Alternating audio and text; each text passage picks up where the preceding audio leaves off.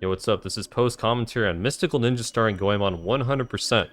Got this run on September 22nd, 2023, so about 2 or so weeks ago from time of this recording. So 100% in this game involves just filling out the pause screen, basically getting all the items for the characters, getting all the magic for the characters, and just getting all the characters at all, aka getting Sasuke. This was a pretty tough category for me. It took me about 2 months, grinding maybe like 4 or so days a week. Maybe like 3 to 4 hours a day, try and get this time. But yeah, did finally manage to get a 154 in this category, which has been my goal for like, pretty much ever since Czar found a bunch of new tech for the game. Back in like, say, 2020, I want to say? 2021? But yeah, I'm just gonna try and focus on the game, explain things as we go. And first thing coming up is the funny cat. You have to Rio hover over here to get the cat. Otherwise, you have to come back and get it very late in Oedo, and that loses like 10 seconds. I used to really struggle with getting this cat, because sometimes the Rio hover just doesn't work and you fall in the water, but this round of grind actually turned out pretty well. And coming up here is Fuji Skip. I do manage to get the slash here. I don't usually reset if I don't get the slash, but that one stays like maybe 5 or 6 seconds or so. Jump to the side and actually get the Mokuri. This room here, I went through a lot of different revisions to how to actually do it, but I think this method of like jumping up and trying to very quickly turn around the corners is the fastest way of doing it. And coming up will be a very short money grind. So one of the things I changed in this category compared to when I ran in 2019, back when I had a 155.54, I want to say, is the money route. And the different money route was pioneered by Karin Kun, a Super Mario 64 runner that also runs this game. So I'm only going to do the bare minimum amount of money grinding here, and I'll be doing the rest of it in Gourmet Submarine, because it saves maybe, it's like 4 or 5 seconds, something like that. And yeah, proceed with Oedo.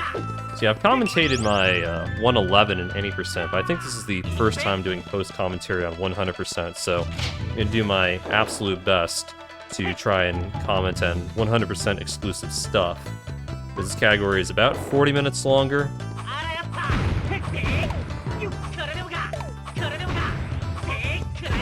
Pretty good first defeat all room there. That one's exactly the same as an 8%. But yeah, this category contains a lot more tricks, and obviously you have to get a lot more stuff. And I'd say it's a little bit more movement heavy as well compared to 8%, just because you go through a lot more rooms. This is the second fortune doll you acquire in the run. Ideally, you make it up there first try with that jump, but I was unsuccessful there, lost a few seconds. I called the first fortune doll you have to Rio hover to the funny cat. This is probably the second funniest cat. Just like an 8%, I'm going to try and go out of my way to get Rio drops in order to skip having to get an extra jar later on in the run. Here I'm doing a small setup for key glitch, which is to skip the animation of key spawning. I do manage to get it. I think the most important thing is just, yeah, the timing of when you actually do the Rio throw to hit both of the tiles there, which is why I do the small jumps. I got pretty consistent at the trick towards the end of the grind.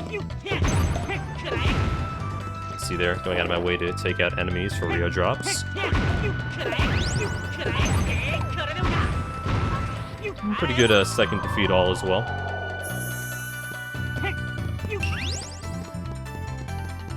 Yeah, this category is going to contain a lot more Mokuri slashes than an 8%. I think it's like 5 or 6 more or something like that.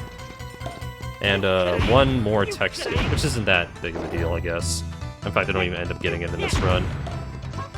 But there's a lot of other non-one-frame tricks you have to get in this run.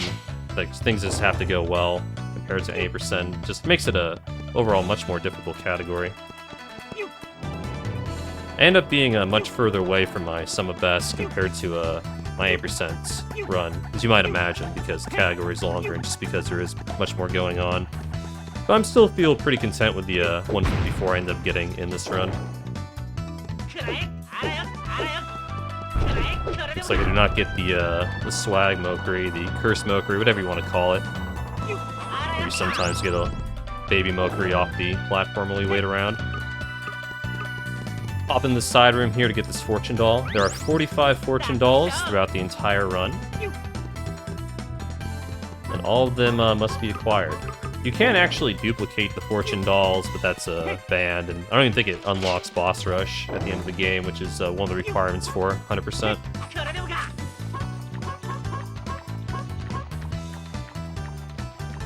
Coming up will be an attempt at a setupless chain pipe, which is you don't do the little hop in the corner to like you don't wait out the first ball cycle. Just kind of go for it. You end up getting it. I'd say it was about maybe 50% on getting setupless this round of grind. And it's much more important in this category because you do it twice, because you do have to backtrack through all of Oedo in order to get one fortune doll after defeating Kongo.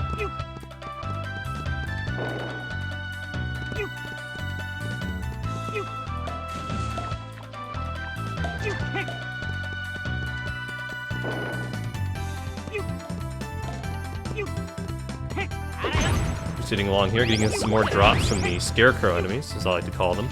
282 at this point, I think, is pretty good. If you don't get lucky, you end up having like maybe 260 or something here, and you'll probably have to end up getting a jar later on in the run.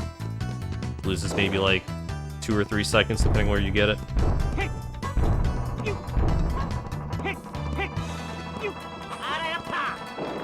And next up will be Baron Skip. This one works a little bit different than an 8%. In 8%, you don't want to get the Fortune Doll, but in this category, you actually do, because that skips all this dialogue here and makes the Baron start moving immediately.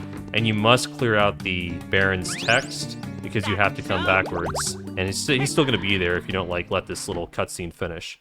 And as soon as like the camera transitions there, you can go through the door and start the Kongo fight. Kongo fight will of course be the exact same as in any %. There's a small cooldown when you can attack him.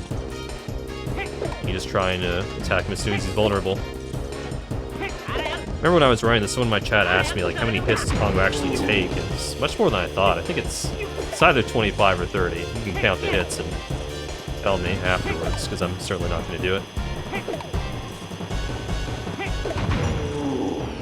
The nice thing about resetting this category and grinding is I actually do find Oedo pretty fun. Like compared to the start of a lot of other speedruns, I'd say Oedo is definitely up there in terms of, you know, I don't really mind going back and doing it all over again, to put it one way. Especially now that the money grind is pushed towards Gourmet Sub, and combined with the fact that I don't really have as many issues getting the first Fortune Doll compared to 2019, I definitely ended up resetting a lot of runs that would normally not end up resetting if I had trouble with either the Fortune Doll or, you know, if I had to sit through the entire money grind again. That was a pretty good Kongo fight, actually. I always look at the timer whenever Kongo starts exploding. I think I saw 7:55 there. It's pretty solid. Anything sub 8's pretty good. No moon jump.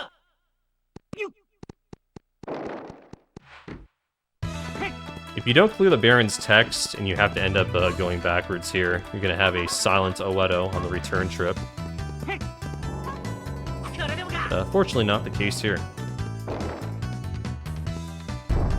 I did a small camera adjust there. You can just go immediately there.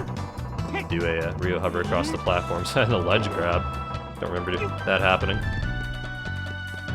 I'm actually still running this category even though this is my final running for the no Thaisamba Skip variant of 100%, which I guess I haven't mentioned yet. Because, yeah, I did, you can do Thaisamba Skip in 100%. I did make a video on my YouTube. It should be the video that's uploaded before this one, actually.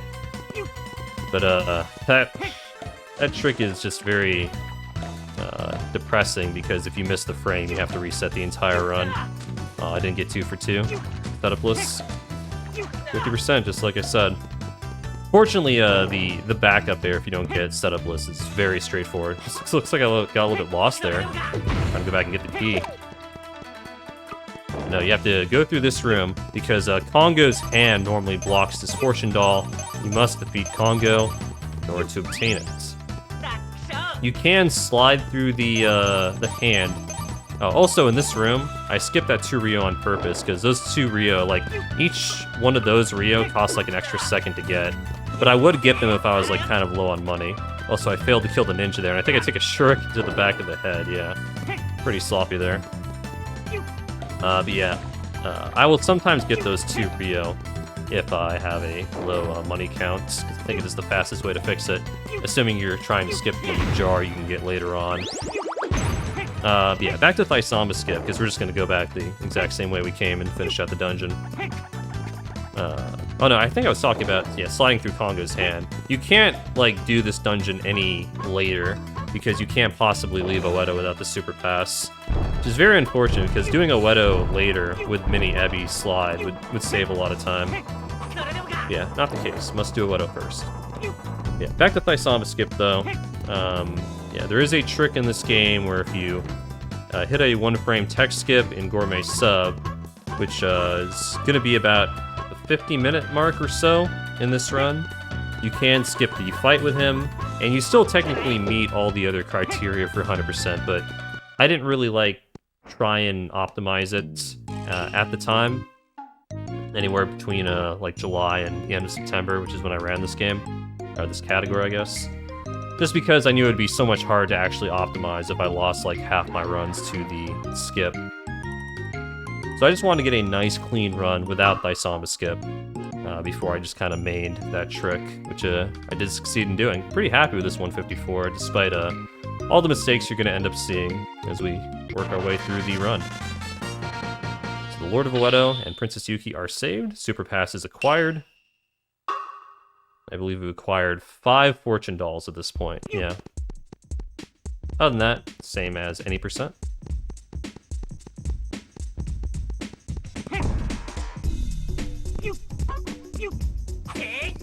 That little Rio throw there is to avoid a landing animation. Only do it if I have some money to spare.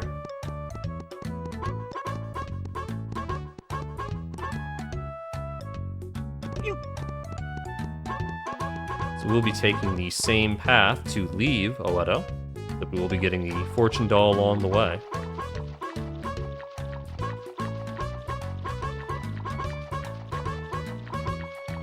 You try and change the weapon to the music.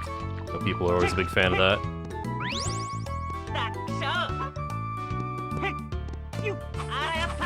Oh, nice. Splashless. Splashless is something I tried to focus on a lot during this category.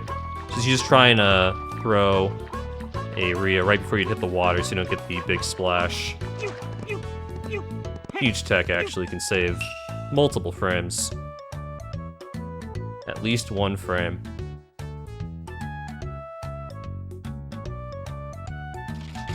Also included the input display in the bottom left, if you haven't noticed. Gonna try and start doing that from now on. Does look a little bit strange, maybe. The background is a little bit less black, I guess, than the rest. Due to the way I had to capture it. But I think it'll be pretty useful for anyone that actually wants to learn this game because Mystical Ninja starring Goemon has very nuanced inputs. And if you're trying to learn and you don't have input display, it's very difficult to just watch a run. Anyways, this is the first Mokuri slash of the run. We do get it.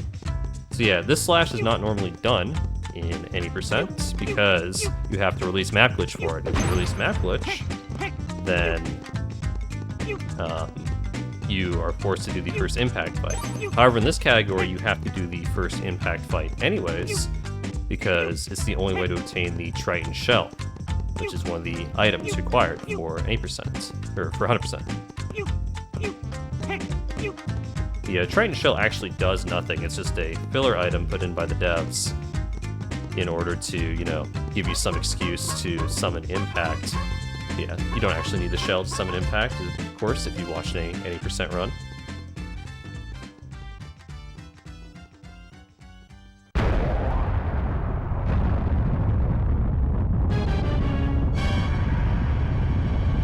So now you're going to see this cutscene. The Wiseman's house is destroyed by that villainous Peach Shogun gang. Safe to say, Goemon's upset.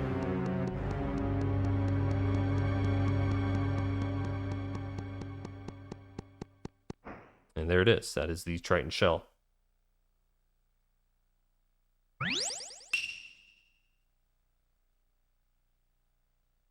Ooh. Something else I tried to do for this round of attempts, which I ended up not finishing, is I tried to catalog all the dialogue boxes in the game to try and focus the mashing. This is a game where you can only mash with one button, the A button, as I'm sure you can tell in the input display. So if you can try and focus your mashing around the end of each dialogue box, you can probably save, you know, a few frames per text box, probably a few seconds throughout the entire run. And now we're going into Impact to do the first Impact fight. Something, again, not featured in 8%.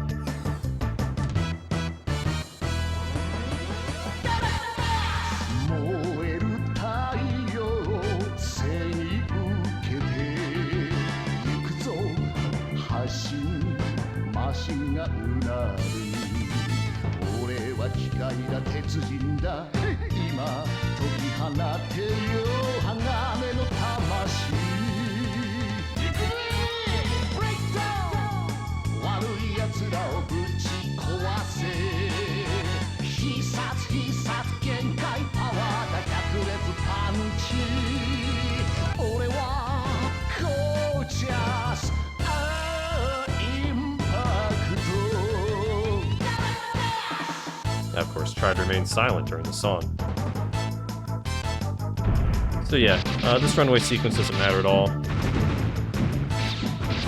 Sometimes I would try and shoot the Rio to the song. I think I succeed in doing here.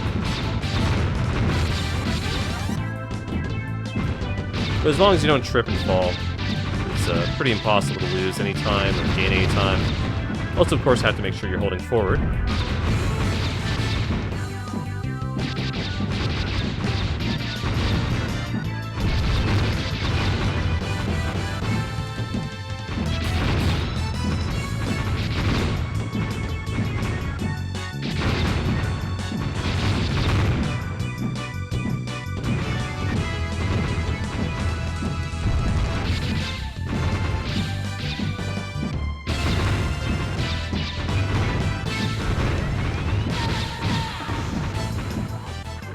A little head spin there for the fans. So yeah, this Impact boss, even though this is a completely new boss you don't do in 80%, it's extremely straightforward, much like pretty much all the Impact fights. Just going to grab him with the chain pipe, punch him once to give you just enough damage to defeat him with 7 auras, infinite punches, whatever you want to call them, and 1 kick and a laser.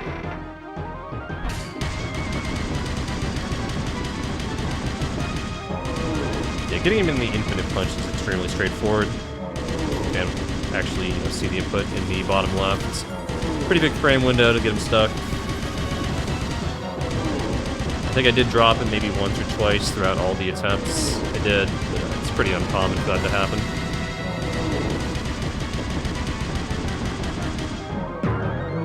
You have to make sure you press the A button at the right time to actually get the kick to come out, though.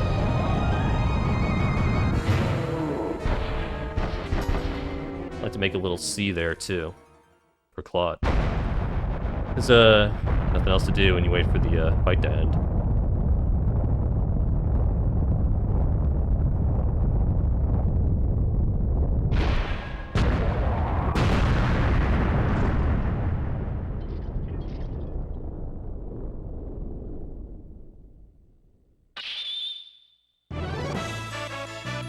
Coming up is the only, well, one of two, technically two, unique text skips in 100% I do not get. Basically, right as the sparks are fading away from Goemon's head, you can press start button, skip that little chat with impact. In the Thaisamba Skip category, there's actually a save prompt you can skip as well. Yeah, I think that one only saves 4 seconds, ended up not getting it. But I do end up getting a large majority of the text skips in this run, which definitely carry the final time. Definitely not be as fast as it is, but you gotta did not get most of the tech skips.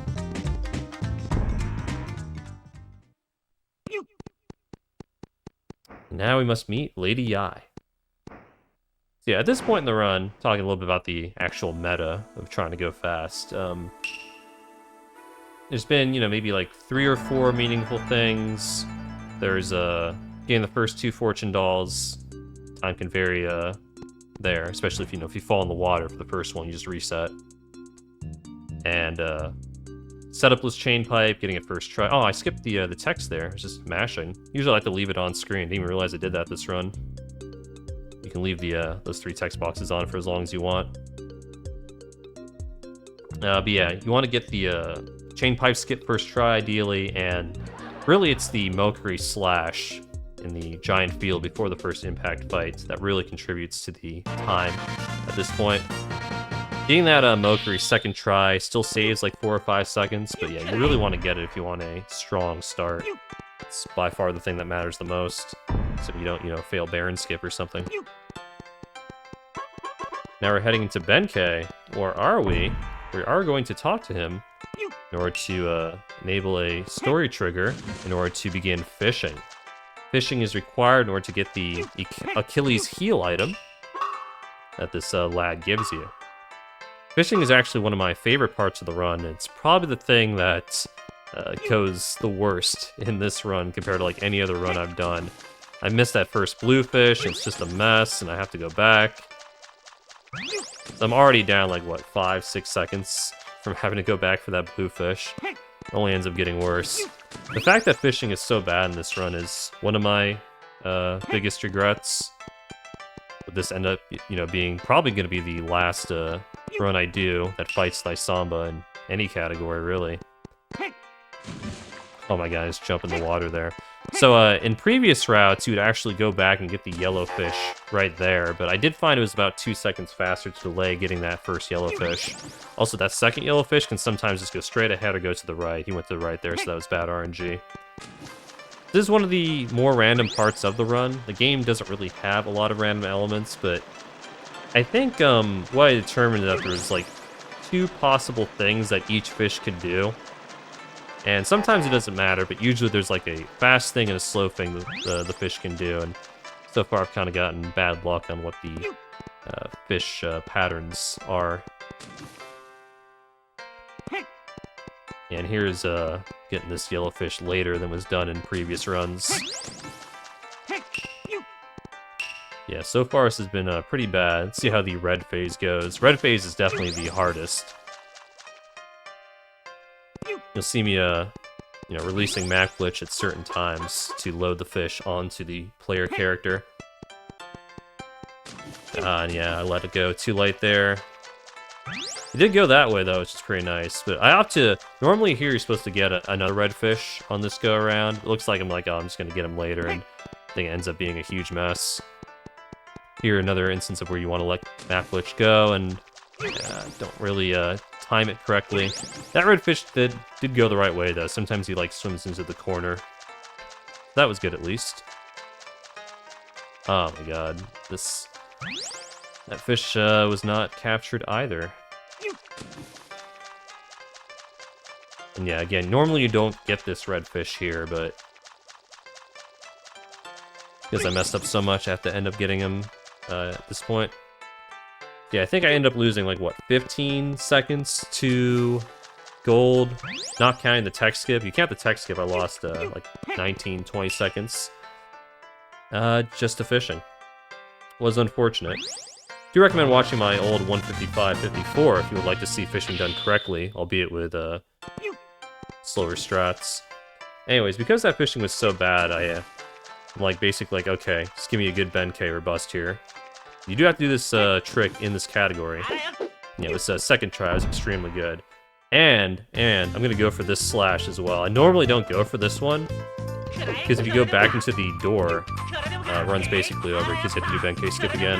Actually, no, it's completely over, because if you talk to Benkei in this category with the Achilles Heel in your inventory, you're forced to play the minigame. But yeah, the unpowered Sasuke doll you obtain from doing the minigame is not part of the definition of 100%. Because, you just end up getting Sasuke later anyways. So yeah, it's very fortunate I got that slash. That one saves maybe like 6 or 7 seconds or so. And help make up for the poor fishing. It's a bit of a tilted Mokuri, I guess you could say. So now routes are diverging again from 80%. We're going to the husband and wife rocks to obtain another fortune doll. If you're good, you can zip up that ladder, skip that little climb there, but I am not good. Now the game's gonna chug. Adjust your video monitor. In this area in particular, the game is very laggy. Normally you're holding map glitch, again, C right, to despawn everything in outdoor areas. But you do need to collect the fortune dolls, of course, and you can't collect them if map glitch is held down. This will be the first cat cancel of the run, where you let go of map glitch, go into first-person view mode, in order to skip the animation of the character picking it up. This does some funky things with the health route, which is not really relevant in this category, but in Thaisamba Skip, because you are forced to get a fortune doll earlier than you want, it just kind of messes things up, because later on in the run you need to do a death warp, and you have to make sure your health is completely perfect for that, or you're going to lose over 30 seconds.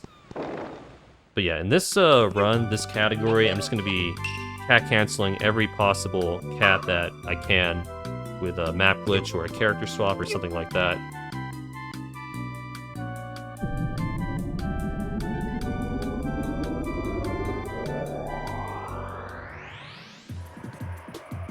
And now we're off to the dragon. One of my least favorite parts of the run.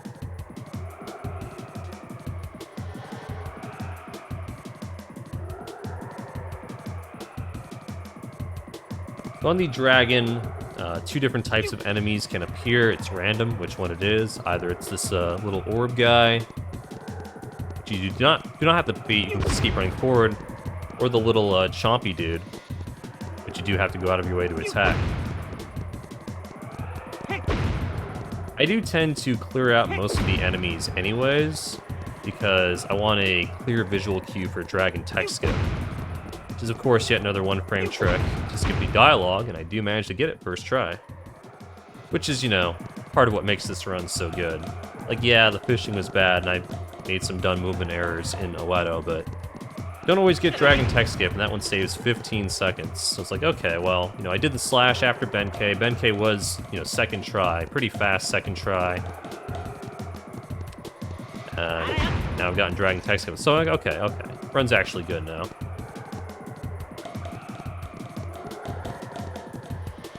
Unfortunately, there's of course no way to speed this boss up. As long as you deliver one hit per cycle, that's as fast as you can go. The only hit that actually matters in terms of speeding up your time is the very last one. Sometimes you can kind of autopilot too and lose track of which one's actually the last one if you get the text skip. Like normally there's music playing here, you can just tell by that. In this situation, I'm like, okay, is this the last hit? Is this the last hit? I don't remember. Even right now, watching, like, is this the last hit? I think it is, right? Okay, good. So yeah, very low 28 kill. That's very good. Very good. I did get a few 27.5X's, I believe. But I was happy with, like, anything in the 28, sub 28-30 range, I believe.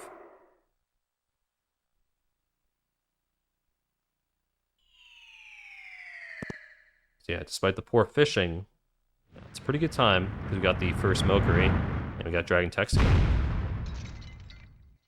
I know what it was like, a complete blow-up.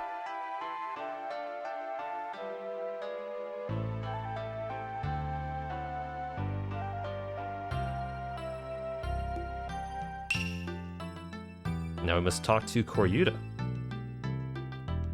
Here's where I really tried to focus the mashing. Skip some of these faster dialogue boxes.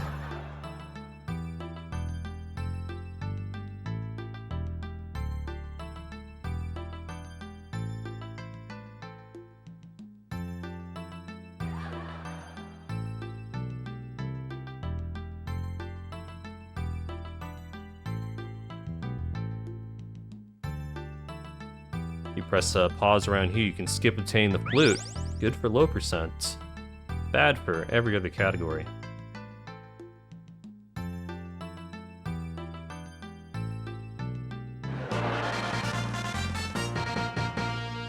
So So yeah, 29:37 fanfare. It's pretty good. Anything sub 30 I was happy with. It was a very realistic 154 pace, as long as we got that. We're going to go backwards to set the warp point for Pokepoke, so we can come back here later. And go ahead and climb up Compare Mountain, just like 80% to obtain the Fire Rio. So yeah, what else to talk about? We'll say 153 is definitely possible in this category, but it's just... I wasn't really motivated for 153 for many different reasons. One, it's just much harder, of course, to try and save 43 seconds off this time. Two, with the whole, like, Thaisamba Skip thing being a thing, I wasn't really sure, like, which category I should actually, like, you know, main. And I feel like Goemon speedrunning is trending towards categories that skip Thaisamba. So I feel like in the future I'd rather just try and optimize those rather than, you know, try and optimize these legacy categories, question mark. Plus, at this point, I'd already been playing for like 2.5 months, or whatever it was. Like, okay, you know, just 154 it's good enough for me. Go ahead and deposit 5 Rio here. We obtain the Fire Rio. Required item. In order to enter Ghost Toy's castle, and even if it wasn't, it's required for the 100% definition.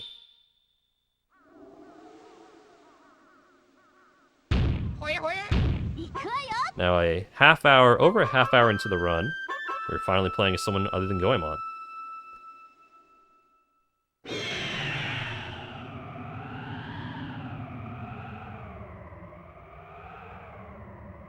So we're going to be going to Pokepoke next in order to go to the Tosa region to obtain the story trigger needed to get Mini Ebisumaru.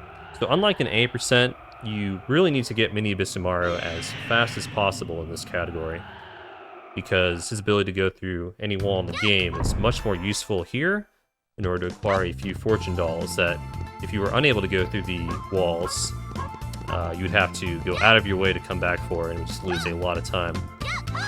So unfortunately, you end up visiting Zazen Town a lot in this category, because you just basically, after the sequence, you're just going to go back to Zazen to get Mini Ebi and just proceed with the rest of the run. It really is just worth going out of your way just to get it. Coming up with the time stop, normally done at 8%, but there will be a slight detour to get the fortune doll located underneath Vine Bridge.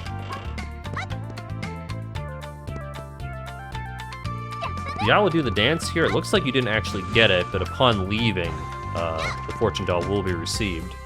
Also, here are some ladder zips here. These are actually much harder than they look. Getting behind them and like jumping up. That went pretty well, but it's possible to void out on the second one and your run's just completely over. You lose like 40 seconds, I think it is, because not only do you void out and lose like 20, 25 seconds, but you have to like go set up and get the fortune doll and do it all over again. It's just a huge mess. There's actually an alternative route you can take where you get the story trigger coming up, you go out, you Mokiri off the coffee shop, and you get the fortune doll on the way back. And it's maybe like a second and a half faster, but you have to do one more Mokiri. But honestly, like, it might even be preferable to doing those ladder zips, just because they can blow up and you can lose, like, you know, you can either void out or just spend so long getting them that you end up losing, like, you know, 5-10 seconds or whatever it is, depending on how bad you are.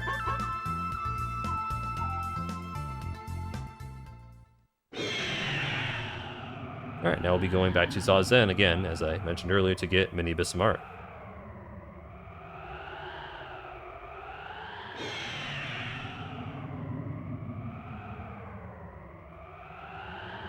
Pretty solid run so far. The fade to black here is sub 34:13. You're on good pace. Oh yeah, there I swapped. I don't normally swap there. I usually swap in this next room. It's a very odd mistake. It doesn't really matter where you swap as long as you swap at the beginning of rooms to skip the, you know, little automatic movement the character does, which is why you try and jump at the start of each room because you're not at full speed yet. But if you character swap, you skip that, and you know, if you need to character swap at some point, might as well do it at the start of each room, if possible.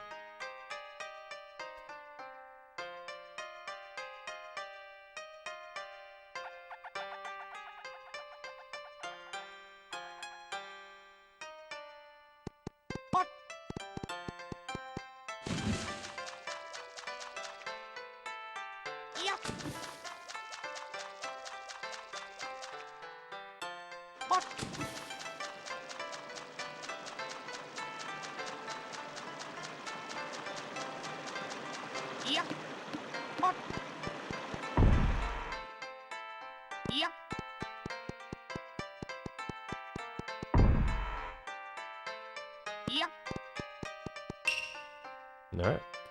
Now we'll begin the mini Ebisumaru game, but it will not be Ebisumaru that's playing it. It will in fact be Lady Yai. The reason you want to switch to Yai for this mini game is because afterwards you'll be warping out immediately, and it's just a little bit faster to switch characters as you transition into the game.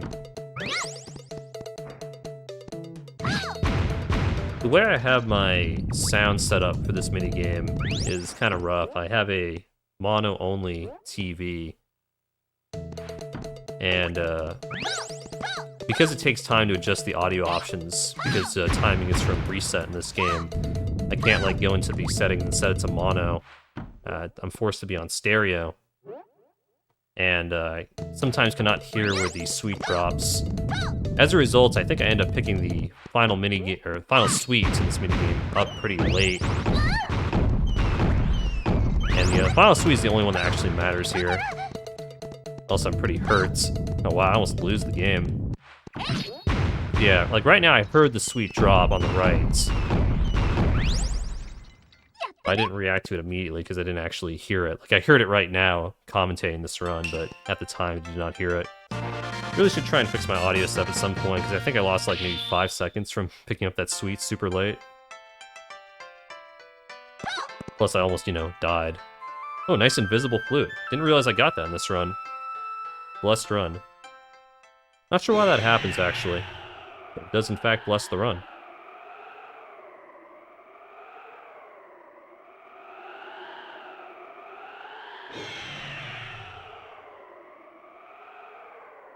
Now we're going back to Oedo to make our way to the Festival Village and Gourmet Submarine area.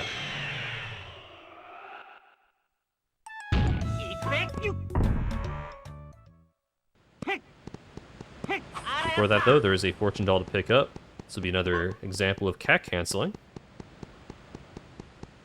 The little camera pan here to make the camera actually behave the way you want it to is very important there. And that's also the first slide of the run. It's also a guaranteed setup for the slide, which is where you press yourself up against the wall, then move very slightly away from it, or to guarantee you actually go through the wall. Here I delay holding map glitch to just jump right up on the platform. I used to not do that, but I switched to doing that method, even though it makes you unable to get the drop from the enemy up top, because sometimes the snake on the bottom would just get me. And unlike an 8%, because you're forced to be Ebisumaru here, you can't just Rio hover over the snake. I do recommend that strategy for this category, to not get owned by the snake. This will be another cat cancel coming up.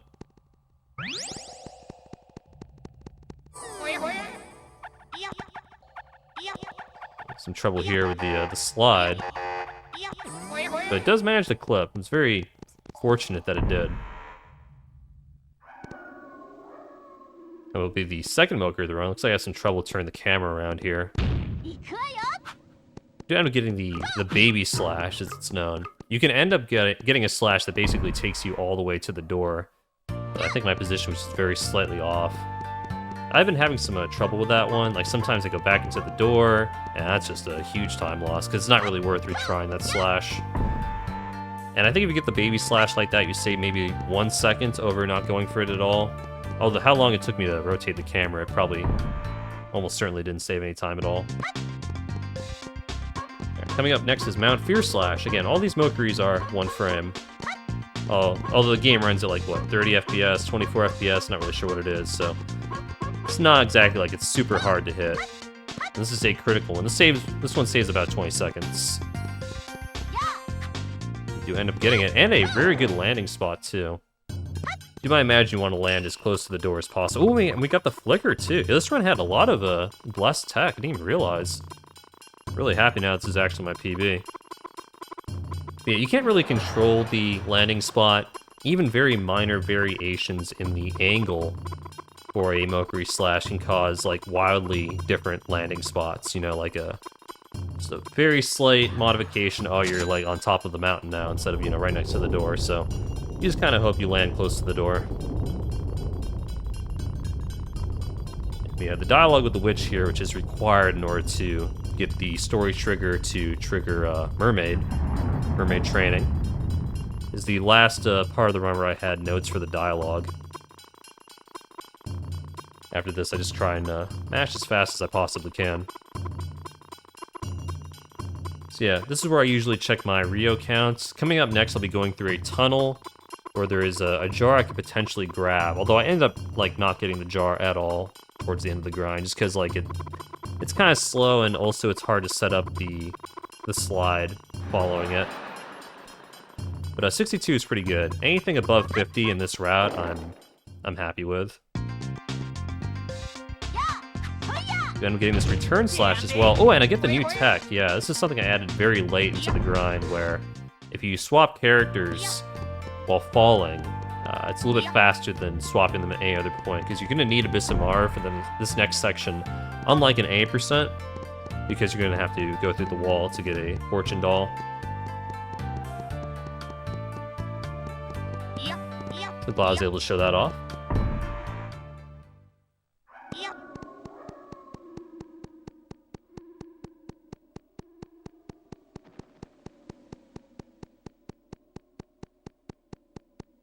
You do need to get a mermaid pretty quickly in this category, just like an A%, because in order to get a fortune doll in Ghost Toys Castle, it's required you have mermaid. Once you obtain mermaid, you could technically do Ghost Toys next, but it just ends up not really working out too well due to the health routing. The cat cancel there. And I found I would often clip without a guaranteed setup if I would just slide from the initial spot like that, of cat canceling the fortune doll. Alright.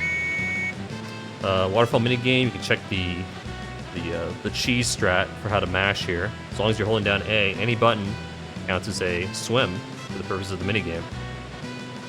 There's about a 5% chance to soft lock on this minigame as well. Only happened once during this round of grind. Very thankful for that. You can in fact just lose the entire run if you get unlucky. Missed that Mokiri there. This used to be one of the harder Mokiri slashes in the run, but I realized during this round of attempts that you can just do a neutral slash, which is a Mokiri where you don't have to use the joystick to influence your position. End up making things a lot easier, because you just have to hit the frame at that point. Unfortunately, I couldn't hit the frame for that one. It's probably too early, as I always am. But yeah, a second try like that loses maybe 9 or so seconds. Still pretty good, considering the rest of the split went kind of okay. Had a good slide, good landing spot for the Mount Fear slash. Overall, not too bad.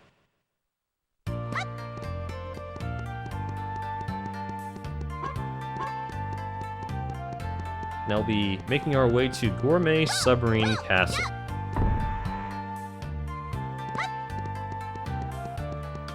One of the reasons this dungeon is done before Ghost Toys is because you want, well, again, it's mostly due to the health routing working out very well, which is something you'll see at about the 1 hour mark, maybe 1:10 mark.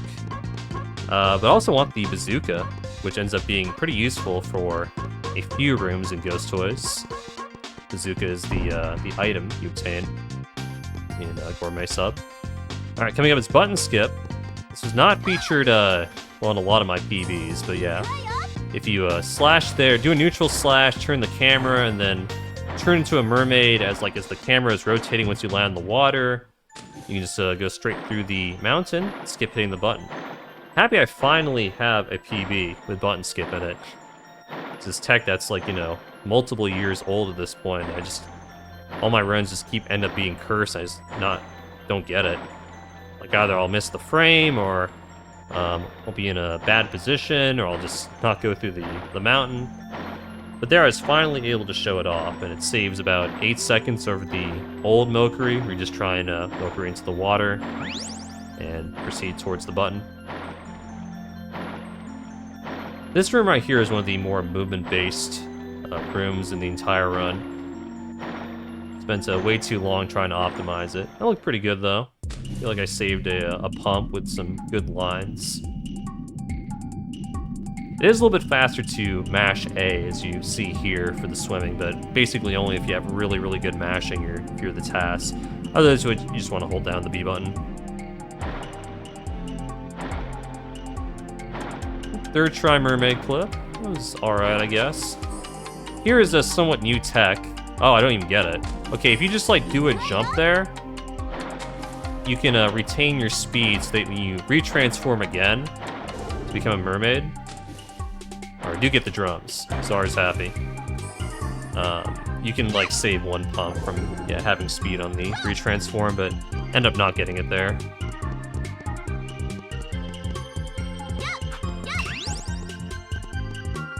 Yeah, Gourmet Sub is going to be one of the dungeons most similar to the 1 in 8% because the only extra thing in this dungeon is in fact the bazooka. Because normally in this game, the Gourmet Sub is, you cannot access it after you leave, so the developers only put in one item that's very, very, very difficult to miss. Because usually you need that key that's behind the bazooka. This is going to be a route that wasn't really a thing back before I ran the game in 2019, but this was taken from the tasks. We have to do some pretty tricky slides to make it back to the key room. We'll be doing some very deep out of bounds here. The slides end up going pretty well, actually. Those are not easy. And now it's basically going to be the same as 8%, except, of course, as I mentioned earlier, we'll be doing the Rio farm here.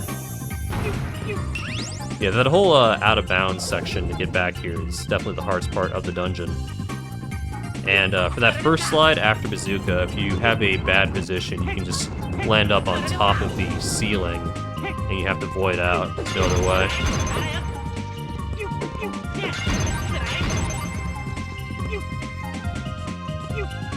So yeah, farming these jars, again, this money route was found by Karin Toon. It's definitely a lot harder than it looks. It took me a while for the Rio farm here to actually be time positive because I would just end up, you know, making mistakes to actually gain the money. But yeah, towards the end of the grind, I ended up getting pretty good at it, I want to say.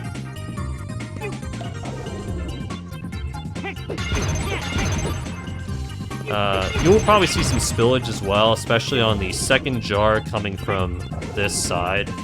Very easy to miss one of the Rio.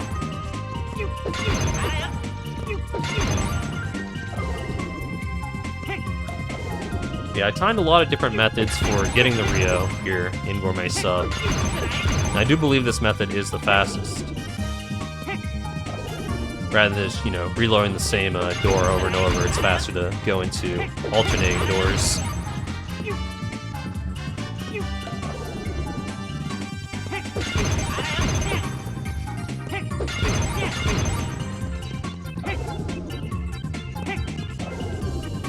Could be doing 2 more rounds of grind here. Basically, you need to do a small amount of Rio farming in Oedo in order to afford the Witch, or to access Mermaid. And the rest you just get here, pretty much. Although you'll also be getting some more Rio and Ghost Toys as well. Basically, you need enough to afford the Cucumber after the Ghost Toys Castle segment.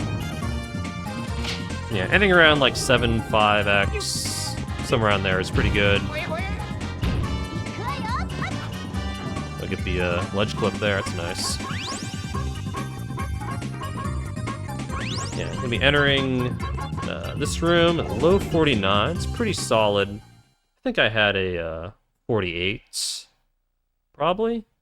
But probably no better than like a 48 5x, maybe a 4x. This is still a pretty solid run. Despite missing a frame. Once in the waterfall area, bad fishing. And that's been pretty solid. Now here come the tech skips. You get the Ojisama tech skip. I would say it's maybe 4 seconds, 4.5, something like that.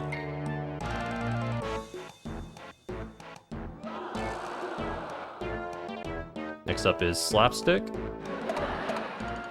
Do end up getting that one as well. And finally, after this is the very famous frame, the frame you need to skip Thaisamba, even though we're not doing that here.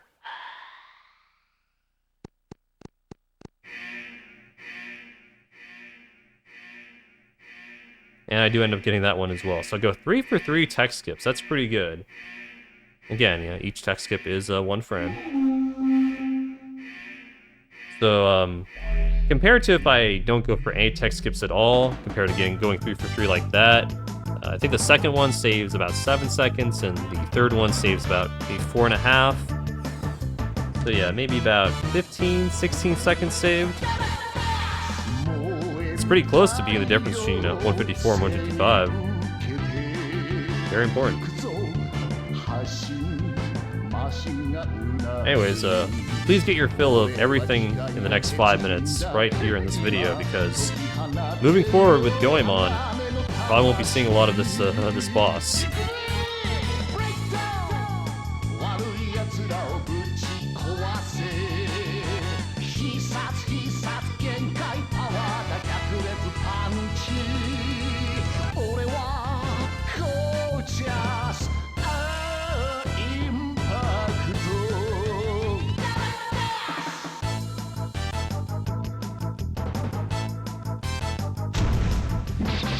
But yeah, this entire section is skipped. If you put in a memory card, save your game somewhere else, and the game doesn't know where to put you. If you skip the dialogue sequence before the save here in Gourmet Sub, you can skip the entire boss. And this guy doesn't actually give you anything. The story trigger you need to obtain the Miracle Snow is actually given to you by Porin, not anything related to Thaisamba. Technically, you can get the story trigger from Impact's dialogue after the fights. There's 2 ways to get it, but you don't need it. You don't need anything here in this section. If you're trying to get 100%, 80%, any type percentage at all. It's all completely unnecessary. Again, is why in the future we'll be focusing on Thaisamba Skip categories. Or just, Thaisamba Skip runs in general. I don't actually know how this fight goes, but I hope it's a good ambassador, a good send-off to Thaisamba. Yeah, I don't think you'll be seeing this poor guy for a long time. Not until I route out true 100%, where I get, fight all the bosses, get all the maps, compasses, keys, warp points, and a whole bunch of other things, but that's a discussion for another time. So 5 punches here to kill frames, to be able to hook him as soon as possible. 3 punches to fix his health, so I can just go into the next phase with the infinite punch at a good time.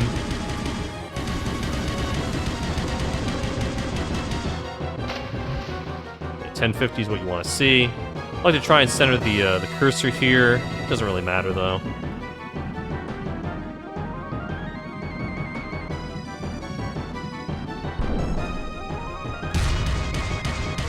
I let him hit me, do 5 punches, now his health is perfectly set up, so if I do 2 more infinite punches and then a kick right there, press the A button, move the camera down, go into the laser, skip the little cutscene of him flopping around. And there you go, that's a very clean Thaisamba fight. I'm happy that's the, probably gonna be the last one I do for a long time. I'd say probably the, I don't plan to fight Thaisamba for the next 2 years. You know what?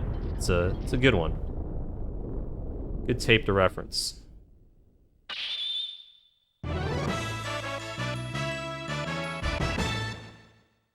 Oh yeah, this is around when the capture starts getting bad. Oh, okay. So yeah, I didn't mention this, but I was having some capture issues. Also, you want to hold map glitch here to skip Impact's dialogue, of course. I had some capture issues. I'm still trying to diagnose. I want to say I've maybe figured them out, but I don't know. Because I'm using an HD thing on my N64 to make the quality look a little bit nicer compared to old composite or S-Video, but of course something always has to go wrong, the capture has to mess up. It will fix itself eventually, but for most of Ghost Toys, it's just going to be looking like this. Oh yeah, I do end up missing that frame, it's unfortunate. That one saves about 10 seconds. Setup was good, just mistimed it. So yeah, please bear with the odd-looking capture. I think it ends up looking pretty cool when Ghost Toys, but maybe I'm just, you know, coping, because a little bit upset at that it's behaving like this. But again, it does fix itself. The rest of the run is not going to be like this. Yeah, now we'll be proceeding to Ghost Toys because you need the camera, pretty much. You have to get the camera now because there's no other way to get Sasuke, and you need Sasuke for pretty much the entire, everything contained within the rest of the run. And it's definitely not worth it, you know, go in, get the camera, and leave or anything like that, so... Even though you would really like to delay Ghost Toys if possible, you do need to get the camera immediately. So, that cat will be Skipper for now, but no worries. No worries. We will be returning later. Instead, we'll be heading to what I like to call the DCX room. In order to get the fortune doll located up here. These enemies can fire randomly, and if you get very unlucky, oh, like I almost got knocked off there. You can, in fact, get knocked off, and it sucks a lot. You lose like over 10 seconds or so. That was another fortune doll cancel there. That was found by Zara, actually. This route where you switch to Yai in the spike room, which makes the cycle a little bit better. Then you switch to Goemon to cancel the fortune doll animation. And then you switch back to Ebi while you're waiting for the crane to pick up the camera. Because you're waiting on the crane here, you have as much time as you want to set up guaranteed setup. So clipping shouldn't really be an issue, unless you really beef it. The jars in here that contain 30 Rio instead of 20 really help fix the money route. Definitely worth the extra slide to go in and get 60 Rio. And now you see, we pick up the fortune doll while waiting for the camera to finish, thus losing no time at all. Cat doll pickup. Pretty cool, huh? You can leave as soon as you see the third line of dialogue here. That's when the camera is added to your inventory.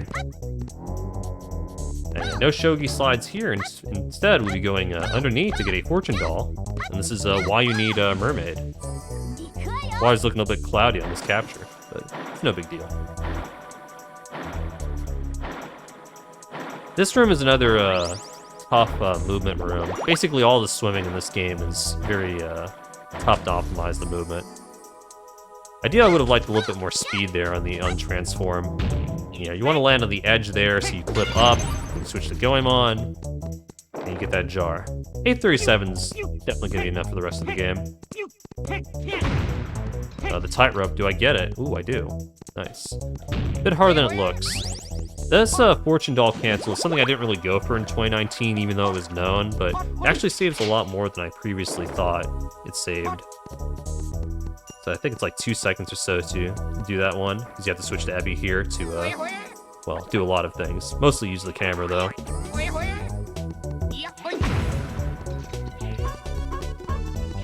Yeah, this is going to be a very movement-heavy section of the run in general. Pretty much everything in Ghost Toys' second half, as I like to call it, is very movement-heavy. You don't really do any slides. In fact, you don't do any slides starting from this point. And there's no one-frame tricks. It's just all about, you know, just moving your Goe correctly, your Ebi, your Yai, etc. You don't need to take damage here like an 80%, because you're not going to be doing a Death Warp in the key room coming up. But you will want to take damage later. It's just not worth it taking damage on the spikes. It's just faster to skip it like that. Plenty of opportunities to take damage throughout the rest of the dungeon. Because yeah, all these hearts pretty much are going to have to be depleted to set up a Death Warp after this dungeon. So yeah, can't hold map glitch here in this category, because yeah, you won't be Death Warping. You will need to make the return trip. The yield water slide is back. Here's an attempt at fast tops. I don't get one of the jumps there, and I unfortunately end up not getting it. Fast tops is another tech found by Czar, where you just jump all across the tops up there, and I think it saves like 3 seconds over the fall. Ended up happening to me. So unfortunate, but the rest of this Ghost Toys ends up being very good, I think. In fact, I think it was a gold in the run. So sometimes I go on the left here and don't take damage, and sometimes I do take damage. It just depends on if I get fast tops or not, because I'm trying to set my health to a very specific value by the end of the dungeon. It's a cool hundo tech right there. Switch to Yai and Bazooka that rightmost dude to save having to walk over and then walk back. And you need to be Yai for the next room as well. Well, you don't have to be Yai, but you need to be a Goemon eventually for a Rio hover. You want to be Yai here because she has the fastest pickup animation of the 4 characters. Yeah, you need to be Goemon here to do the Rio hover to make the first top cycle. I guess I didn't mention that, yeah. The animation speed picking up a fortune doll varies between characters, assuming you're not doing a cat cancel. Yai has the fastest, followed by Sasuke, followed by Goemon, and Abby has by far the slowest. Yeah, purposeful hits there to try and get my health lower, and also just, you know, get past the jump ropes in general.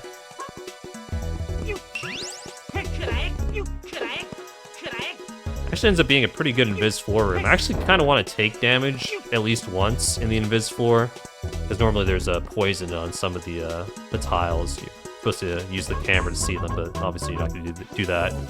Map glitch here, because the loading zone just exists behind the door for some reason in some rooms in Ghost Toys. And I stay in the poison water just a little bit longer to get that last tick of health down. To almost fix it to where I want it to be. Oh, and coming up is billiards. This is another strategy I took from Karin Poon. This saves about a second and a half over my old method here. Or do a Rio throw as I, like, go off the table.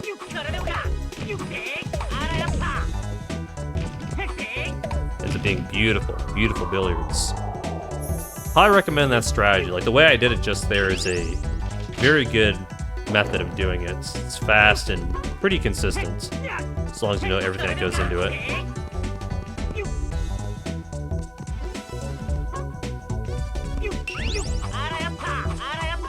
Can't death warp in this room either. There's a much more important one after the dungeon. Rio hover there just to avoid a landing animation. If you ever see me just throw a random Rio and it looks like it didn't really do anything, it's usually to avoid landing animation.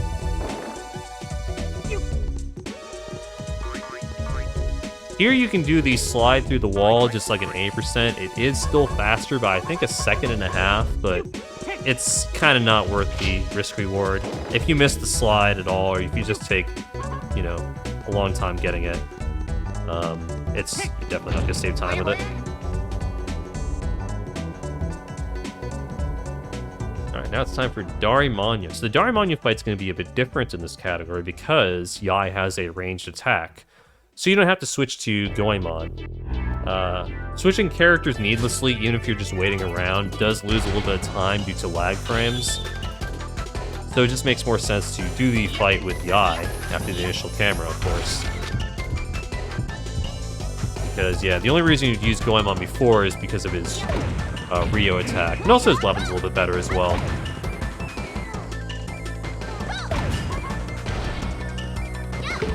Yeah, I fire the bazooka preemptively here, just in case Darimanya shoots out a dud, which is random. If he shoots out a dud, you can skip right to the vulnerable phase and save a few seconds per dud, depending on when you get it.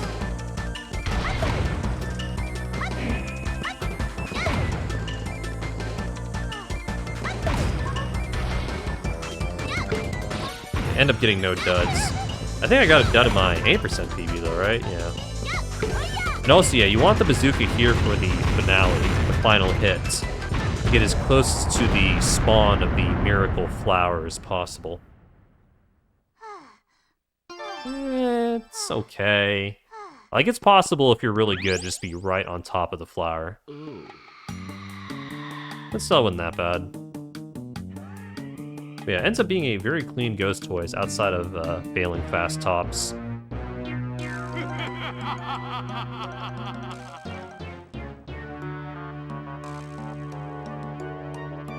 Now we chat with Spring Breeze Dancing. There is a dialogue skip at the end of this conversation that is not really worth going for. it saves maybe a few seconds. The visual cue is kind of hard. But in Thaisamba Skip, if you do that dialogue skip, you avoid updating your location to be Ghost Toy's castle. It's pretty complicated. If I do end up post-commentating my Thaisamba Skip run, I'll probably talk about it in a bit more detail, but long story short, this dialogue skip right there, which you'd be skipping this dialogue, can be very important in Thaisamba Skip categories. He's not warping out. Still more to do. There's a fortune doll right here. Quick cat cancel, and now we're out.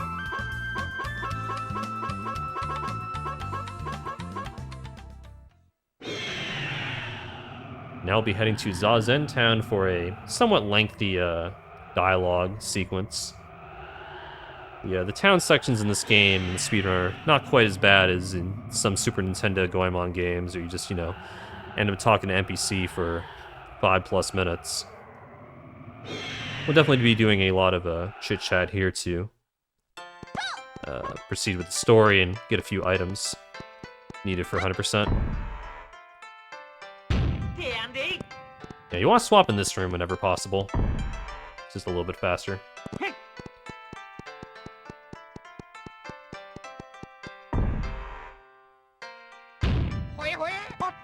Alright, quick chat with Benkei. Ebisumaru has the fastest dialogue of the 3 characters you have access to at this point.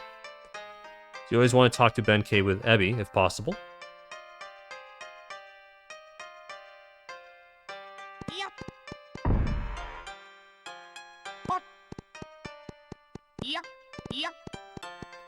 And now we'll be going over here to talk to the Kappa, even though we don't have the cucumber, because it is required to get an item needed for 100%. So please enjoy this very lengthy conversation in Japanese between Ebisumaru and the Kappa. I used to know the Kappa's name, but I forgot it. I'm sorry.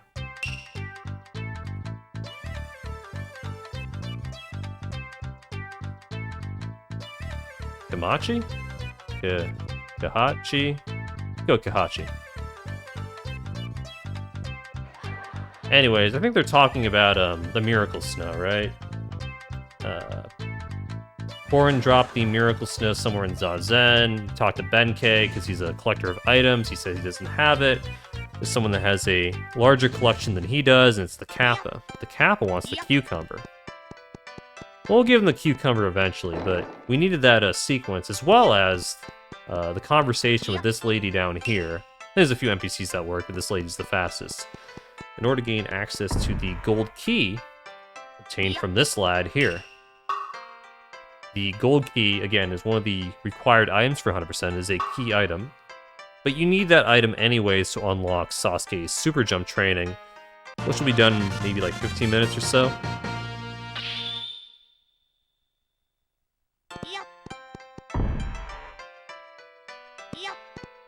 And now we'll be obtaining the cucumber, so we can get the Miracle Snow whenever we talk to the Kappa again.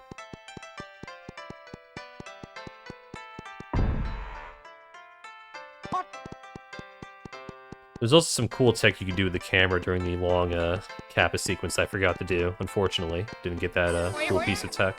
Oh, I missed the slide there. At least they don't get blocked.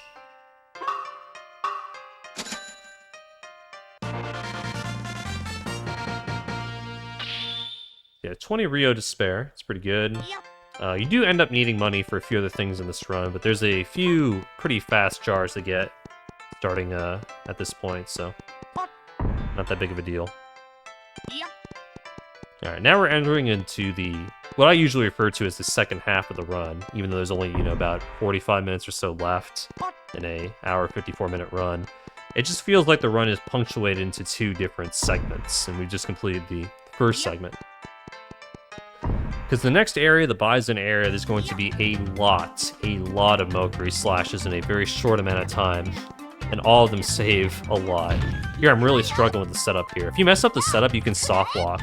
Because if you open that door with map glitch held, yeah, it runs just over. Do end up getting it after a lengthy setup. And then I have to go over here in this category to go to the desert. That one ends up being pretty good. End up taking damage on purpose there. You can end Ghost Toys with half a heart and skip that D boost, but it's a little bit risky. Because if you take damage, obviously, at half a heart before you get to the desert, you death warp early and you just lose 40 seconds or something. Even more, probably, because you have to redo the slash. And like, it's just not worth it. So I always go in with that safety heart, safety half heart. Yeah, do end up getting the first 2 Mercury slashes. Pretty good. First one's pretty easy. The second one can just fail, and it sucks. You lose like maybe 15, 16 seconds if you don't get that slash. Yeah, welcome to the desert. If you're familiar with 8%, this is a new area to you. The desert contains 2 essential items. It will contain a fortune doll that will be cat canceled, as well as the battery, which is needed to get Sasuke.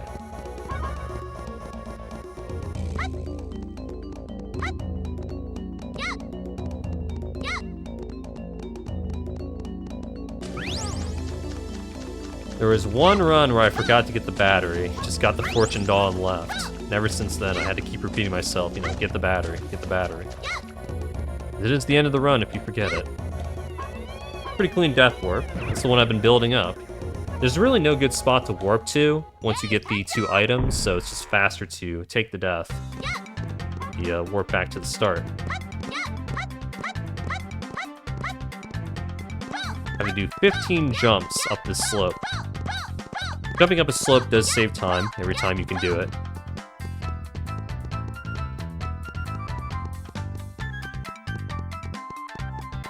Coming up will be yet another Mercury slash. This is one of the cooler looking ones. It's a neutral slash, it's just 1 press. Get you to the top of the tree, where the battery will be located upon using the camera. Again, this is why you need the camera to get Sasuke.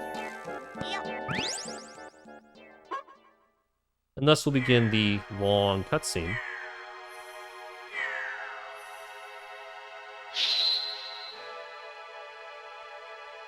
Where Sasuke joins the party. Sasuke is a pretty good character. It's not like you're just getting him, you know, for 100% you end up not using him. Of course, we do a funny Ebi here. This movement here with Ebi doesn't do anything at all. It just looks funny. The zoom in on the battery while you wait for the cutscene to start allows you to move during the cutscene, which is required. Well, not required, but it once you leave the cutscene, you can start moving immediately. But, you know, while you wait around, you just do whatever you want. It's obviously the funniest to do this. Like, look at him go. Having the time of his life. But around the time, you know, you get the fanfare, it's time to stand up, fly right, and start holding left. That's where you have to actually go. Alright, coming will be yet another Mercury slash. This one would cause me a lot of pain until I found this current setup, which I highly recommend. It's gonna be another neutral slash. Basically, I just, like, inch myself into the wall, and then I no longer, like, hit the wall. I know I'm in the right position, then I do a 3 slash with Sasuke. Ends up going pretty well. That one saves, like, I think, it's not that much, maybe 10 seconds or something. I don't think I mentioned, but the characters go different lengths with their weapons, with their Mercury slashes. Yai goes the furthest, followed by Sasuke, followed by Goemon, followed by Ebi. Here's a... Ooh, I kind of, messed up the setup there, but you want to do a very specific setup so you can get this jump up here onto the ledge, which is much tougher than it looks. Sasuke can do that jump, so I don't really need the money here, but I end up getting it anyways. Sasuke can do that, like, little weird jump onto the ledge. The other characters can't really do it. I think Goemon can do it, but yeah, you want to have the camera in a specific position to get that jump up there. Now we're going to super jump training, which is probably the most difficult non-one-frame thing in the entire run. Here you want to advance the dialogue as fast as possible to hopefully make the fast cycle, which saves 8 seconds over the normal cycle. Because, yeah, the platforms are moving even while the dialogue is progressing. They do end up making it, yeah, but the ending to this ends up not being that great. This is a very scary part of the run. If you fall, you will lose a lot of time. Here I just get scammed, and I just don't make it up. I think I have a setup for it now, but everything just ends up getting kind of like messed up when I don't make it up there immediately. I have to end up waiting cycles, and I do end up making the normal cycle with the fast ending, though. do the little attack there with Sasuke to kill frames to make it up onto the platform, otherwise I have to take the right side platform. Anyways, long story short, I lost 8 seconds compared to the fastest possible cycle. That's all I'm trying to say. But it's better than falling down and losing the entire run. So, I'm definitely happy with that. So yeah, now we have access to Sasuke's flying ability, his super jump, whatever you want to call it. Which is a very, very, very good ability. It doesn't quite let you go through walls, like Ebi's magic does, but still pretty good. I guess Mermaid can also go through walls, but yeah. And it's the cat cancel there, picking up fortune dolls, and we're going to a lot of areas you'll normally never see in 8%. Pick up all our fortune doll friends. Here, if you super jump while releasing map glitch while in water, Sasuke will go into this, not really sure what to call it, it's like higher jump. And you can preserve the state of the jump by going to a fortune doll or by using a bomb. And then once you're on land, you get an even higher jump, and you use that in combination with Goemon's Rio throw to make this huge hover across the gap to get this fortune doll you're normally supposed to get with Mini Ebisumaru. Probably one of the coolest looking pieces of tech in 100%. And yeah, because you land a fortune doll, the jump is still retained, so you just jump over the wall. And now you're on to the next Milkery Slash, the next one for a while. This one ended up getting kind of scammed in. This one like almost works, but I'm just a little bit too far to the right. So the setup was bad there. You can retry that slash, and if you get it second try, it still saves maybe like 7-8 seconds over abandoning it. But because the run was pretty good, and you can risk getting into an infinite where you just never get the slash at all, I decided to abandon the slash. And yeah, that was just a bad setup. That wasn't a missed frame. We'll never know if we would have hit the frame or not.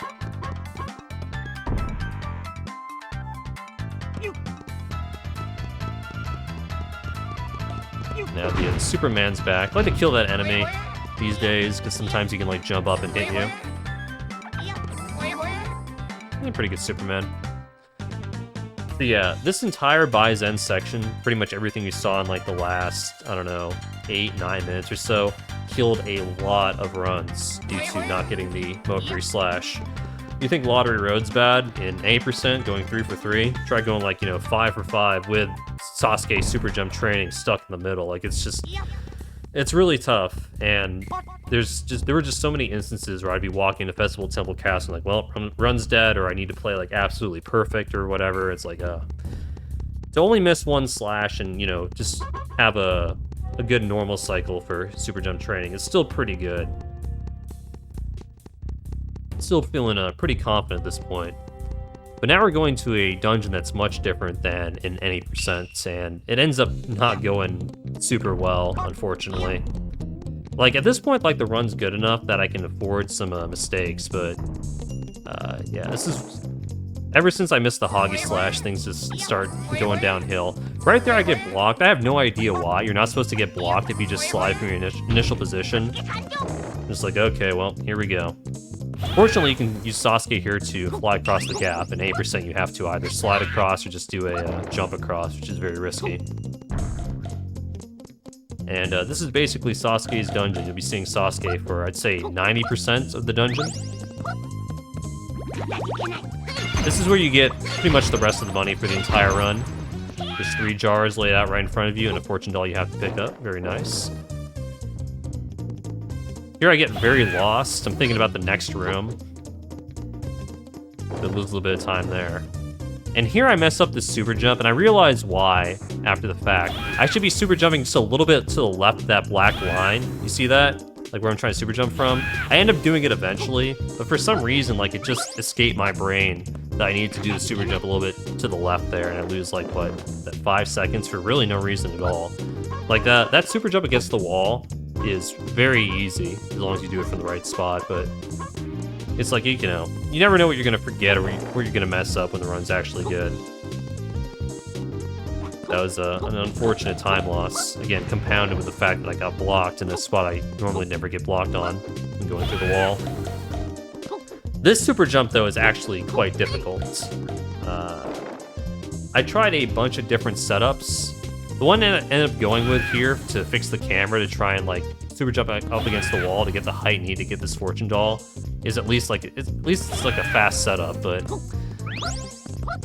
I'm pretty sad that I never really found like a good 100% setup to always get that fortune doll first try. Just kind of go against the wall and hope it works with that initial camera setup. There I almost fall off.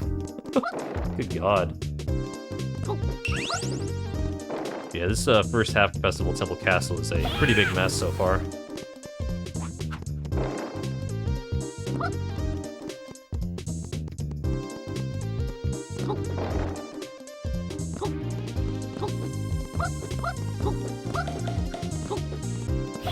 Yeah, one of the reasons why this category is so cool is that you see a lot more of this dungeon in particular. In 80%, you basically just get the gold key and you head straight to Sarami. There you can ledge grab cancel there if you attack at the right time. Did not end up getting it.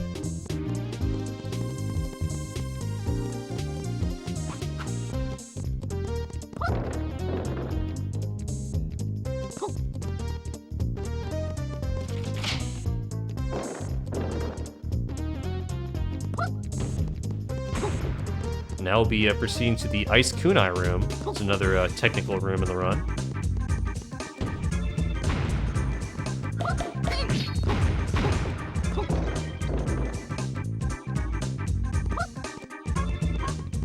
So here I'm going to be super jumping into the Ice Kunai to store the glitch, similar to what you saw in the giant area with the Tori. This will give me a higher jump to get the fortune doll. It's very important you land back there on the ground instead of on the pedestal there. Then I'll be using a bomb to keep the height, and also I'll be advancing the text boxes right there on that text box so I can get this cat canceled to Ebi, because you need to be Ebi after this anyways. It's very important that you do it right there, because if you advance one more text box, then first-person view mode breaks because you had already picked up an item and canceled it. And if you do it one text box earlier, you actually delete the Ice Kunai and the run becomes invalid and you just have to, like, the run's just over. The Donkey Kong room, I don't think you can see if there's going to be barrels coming over there to the left. It's a very brief appearance of a non-Sasuke character in Festival Temple Castle. There's the intended usage of the Ice Kunai there to freeze a block. You can jump on and super jump up, get the Meat Saw Hammer, which is another, of course, required item at 100%. Meat Saw Hammer makes it so when Ebi attacks a character, they'll drop a dumpling. It's pretty useless in the run, though. I think I do end up using it once just to show it off, but it has no practical purpose. Everything you get in this run, other than I don't know, the Achilles Heel, the Triton Shell, the Meat Saw Hammer, and Goemon's magic, which will be acquired a little bit later. Everything except those 4 items do end up being kind of useful for the actual run. Like, as you can see here, Sasuke obviously has not gotten an 8%, but he's hugely important here for a lot of the tricks in this dungeon. Nice landing animation. So coming up is the Festival Temple Castle Flutter. It's going to be done a little bit differently in this category. In 8%, you slide through the wall. In this category, you'll be super jumping up. And you want to have enough time here to make the first possible cycle. Unfortunately, I did not get it. A little bit unfortunate there, because that was a pretty good setup. That was a clean second try. When you use Ebi to go through the wall in 8%, oh yeah, this is also pretty cool. See the enemy there at the bottom, the like little robot? As soon as that robot disappears, you throw the Ice Kunai, and that locks you to the perfect height to pick up the fortune doll. And then you can just go over here while still floating. Pretty cool. But yeah, when you're using Ebi, the transformation pauses time. Also nice Ice Kunai hover there. You end up getting splashed so it is faster. So it's easy to make the cycle in 8%. But of course you have to do a slide, whereas in this category you just do a super jump, which is you press C up. It's a little bit easier.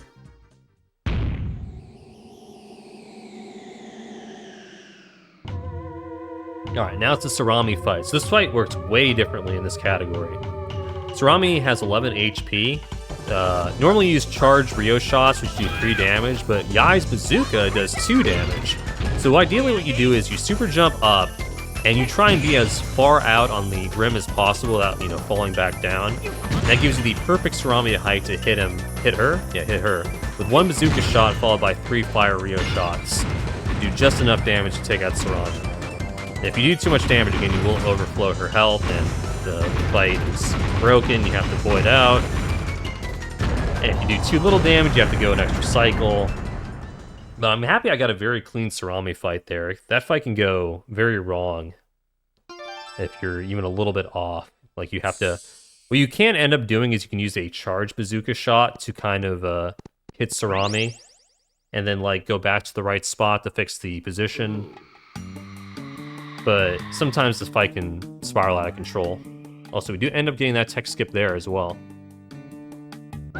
That one saves about 7 seconds.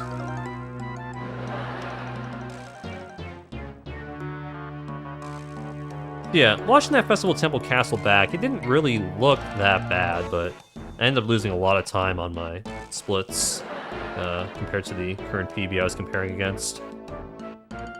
Again, mostly due to bad super jumps and second try flutter and a few other miscellaneous mistakes. So I have had faster runs to this point.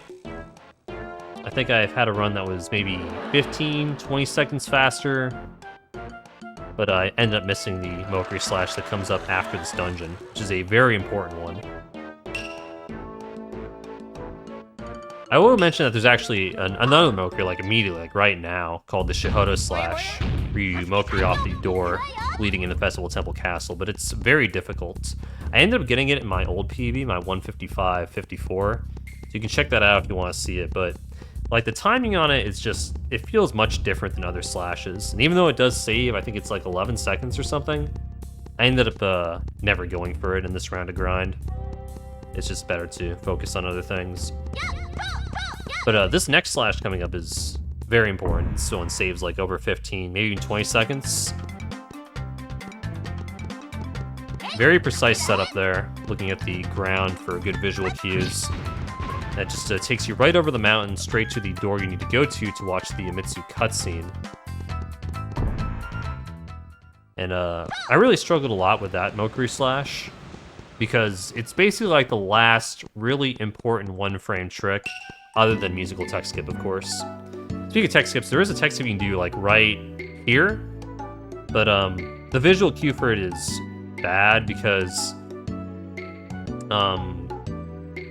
depending on how you enter the cutscene, it's like a little bit different when you press the frames. You kind of have to go off the audio. And I think it only saves 4 seconds, so I ended up never going for it during these attempts.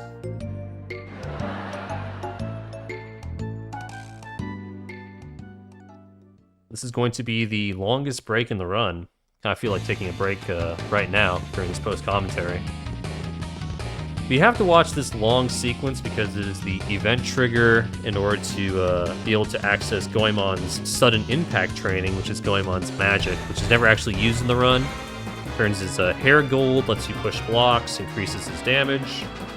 All of which is useless because you can map glitch past blocks. More damage doesn't help when you've already beaten every boss in which you would benefit from more damage. Yeah. It's useful for a few glitches, mostly involving the chain pipe, but by the time you do get the chain pipe, you never actually need it in conjunction with Goemon's magic to do anything at all, really. Anyways, Kyushu's going into Hazy Maze Cave here.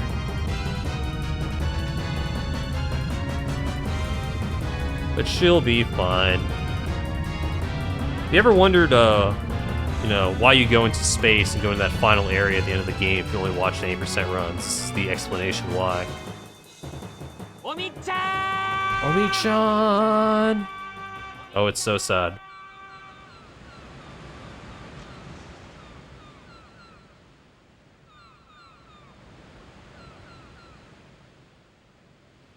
If you flute immediately, you can get a pretty cool cinematic shot of the ocean without the HUD. I did not get that. Alright, so now we're going back to Fokipo to pick up a fortune doll that you can only acquire with Mini Ebisumaru. This just ends up being the best point in which to get it in terms of the health routing. In Thaisamba Skip categories, you'll be getting this a lot earlier. The downside to this is you have to switch past Sasuke by getting it this late. Because you basically just go in, you slide in, get the cat, and you flute out. So you don't really need to switch past Sasuke. At least here you get to hear the happy Folky Poke music.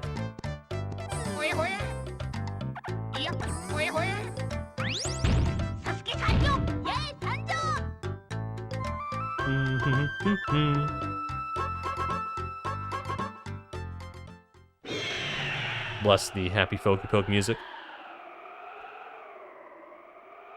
And now we'll be going back to Oedo to do Goemon's sudden impact training and also head to the Mount Fuji area. As you might imagine, contains a few things that were skipped at the beginning of the run, which is when you're normally supposed to go there.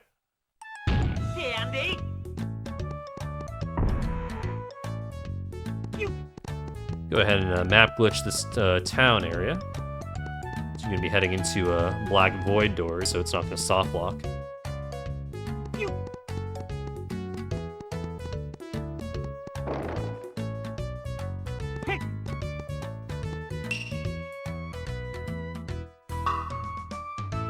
And then if you thought that last cutscene was pretty bad, this minigame isn't really much better. Unlike the other minigames, which are, you know, something crazy can happen between the soft lock and the waterfall, or picking up the last sweet in Ebi's game, or of course everything involved with Sasuke's game. Goemon's game is incredibly straightforward and basically just a glorified auto-scroller. The objective of the game is to just knock down these Mr. Saturn enemies before they destroy the balloon.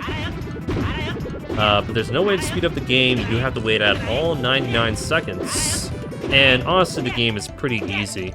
You can check the input display. I did find out if you hold down the B button, you can mash whatever button you want to trigger the throwing of the block, which is kind of nice, you know, to save on mashing energy. I think I do end up just switching back to normal B button mashing, though. I get tired of doing that current method. But there's not too much to say.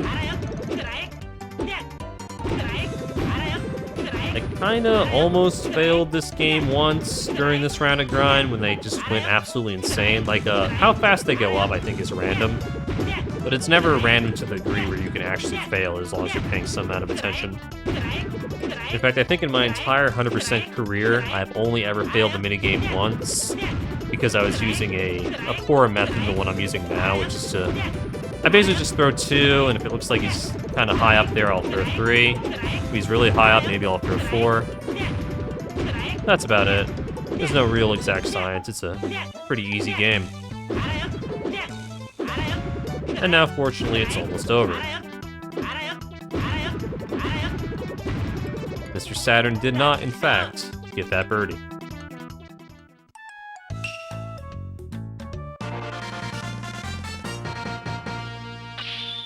I want to say I had a 132.50 split there on the fanfare during some run.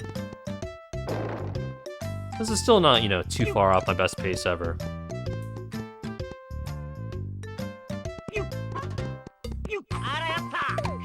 That thief there, if you don't take him out, you risk having him steal your money, which is devastating. You need some amount of Rio to do some of the tricks coming up, and he will take a 50 Rio away from you. You gotta make absolutely sure you take that guy out.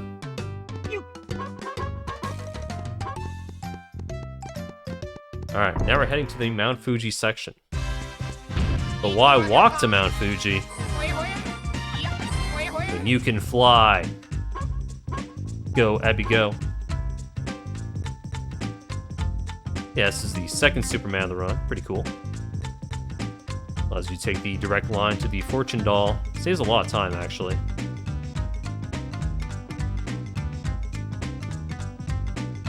And then I'll be super jumping into the Cat Doll to set up the higher jump glitch. The cat's a little bit closer than it appears. Like, super jumping into that Fortune Doll is not free at all. So you want to be a little bit closer than the sprite would suggest.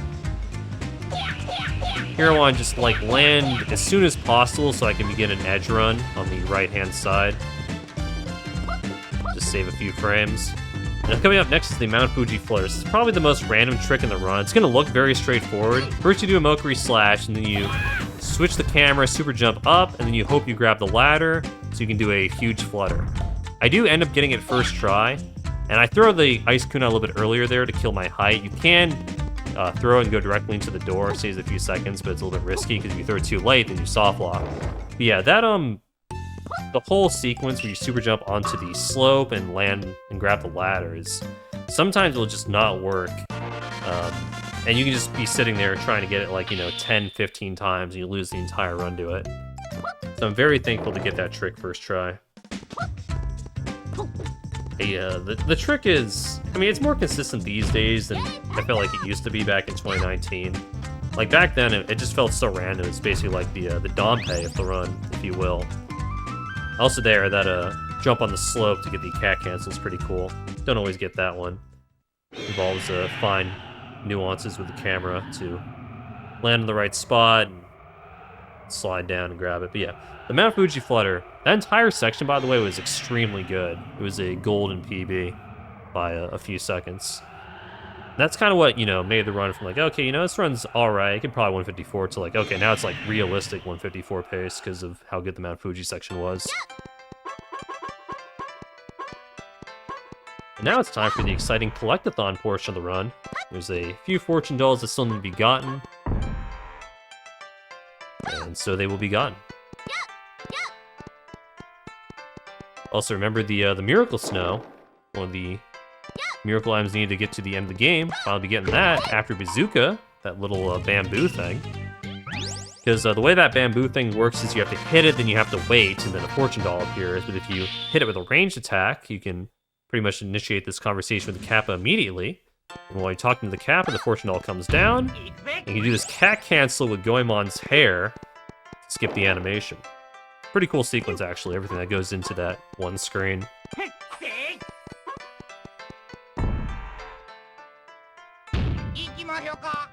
On this right side is a fortune doll you're supposed to get with Sasuke's super jump. We'll be getting it with an Ebi slide. Water slides work a bit differently than other slides, and they usually tend to clip. But they're not precise like land slides are. Go ahead and get past Benkei the easy way here. There is a slash you can go for here with Ebi. It's kind of similar to the one I did actually after Benkei, when I was, tilted from how badly the fishing went. That saves about 6-7 seconds. I ended up not going for it in this run because I felt like I didn't need it to get 154. Even though it is, it's kind of easy to get. It's probably one of the easier slashes in the run. I just didn't want to risk going back in the door and losing maybe 10 seconds or whatever. So now we're all the way back to the rock. If you're familiar with this game, you'll know that if you push the rock in another direction, you'll get a fortune doll. And it's just faster to do it here. Because you also need to push the rock to access the shrine after this.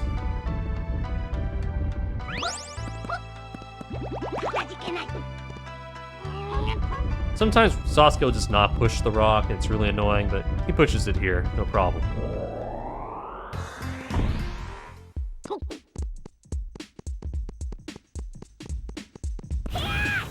Yeah, now we're in the shrine. This is another piece of tech found by Czar. You want to release map glitch while also super jumping to store the higher jump glitch. You'll be using a bomb to keep the higher jump. You'll be jumping all the way to the top where the second fortune doll is located. You're also going to be using the Ice Kunai to kill your height so you can land as soon as possible. Because you don't want to land on the fortune doll with the higher jump glitch activated, otherwise you'll have a very slow descent. You want to land on the platform and then grab the fortune doll. These Ice Kunai here down the slope save like a few frames. I end up throwing an extra one, not saving any time at all. You can also soft lock on that door right there if you don't do it correctly. You'll be stuck in the water and that'll kill the run. It sucks.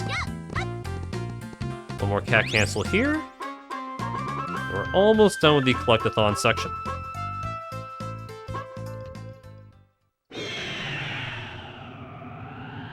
Intended way to get that last fortune doll is to get mermaid and, you know, swim there and swim back, but just faster to do that.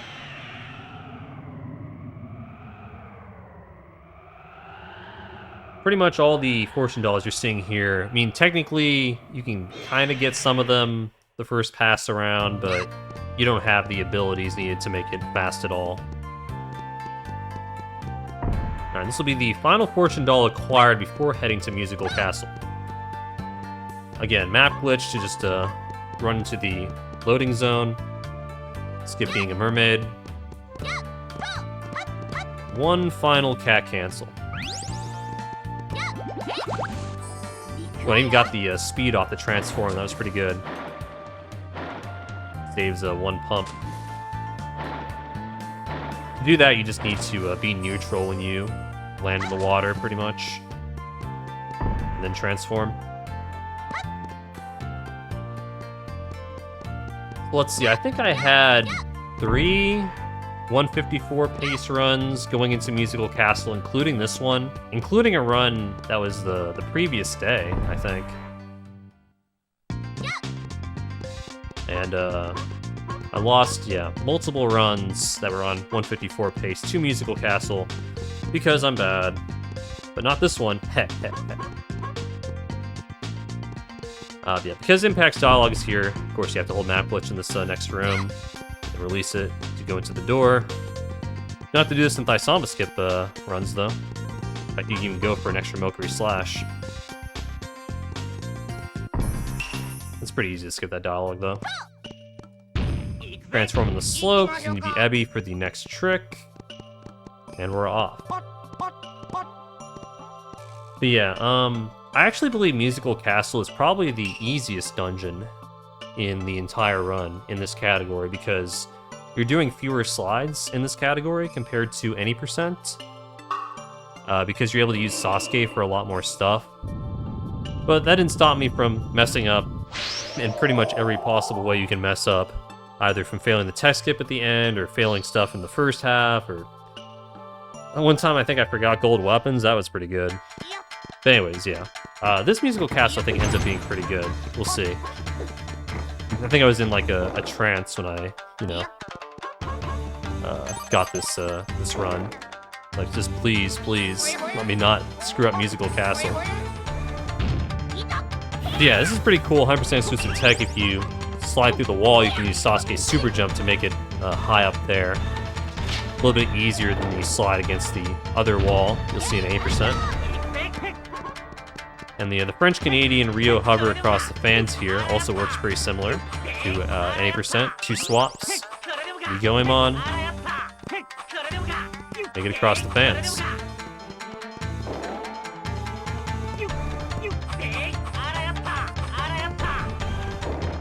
Yeah, there are 5 fortune dolls you need to acquire in the Musical Castle area, so it's still quite a bit different than an 8%. Also here, check this out. See that? Chain pipe selected. This is the only use for the chain pipe in the entire run.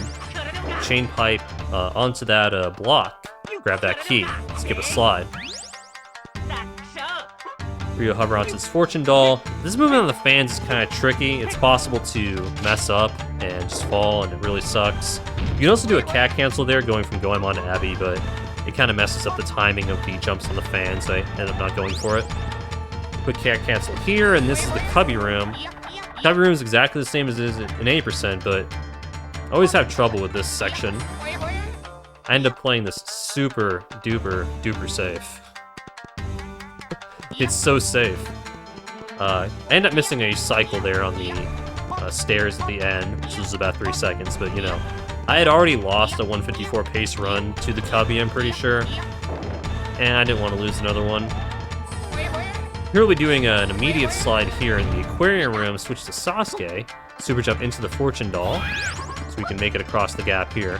It's actually a little bit faster just to stay as Ebby and skip this whole process of switching to Sasuke, because you have to switch back to Ebby anyways for this next slide, but it only saves about 1 second, and it's a little bit harder, so end up not going for it.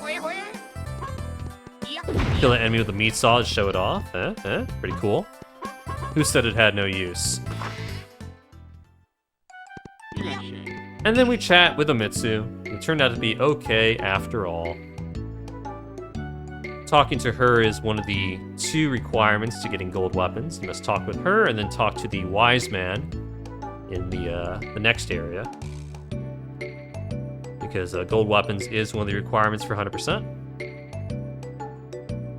Again, it's all key items, all magics for the characters, all weapons for the characters, including the highest tier weapon available, gold weapons, and all 45 fortune dolls with boss rush unlocked. And now we begin the long chat with the Wiseman to actually obtain those gold weapons.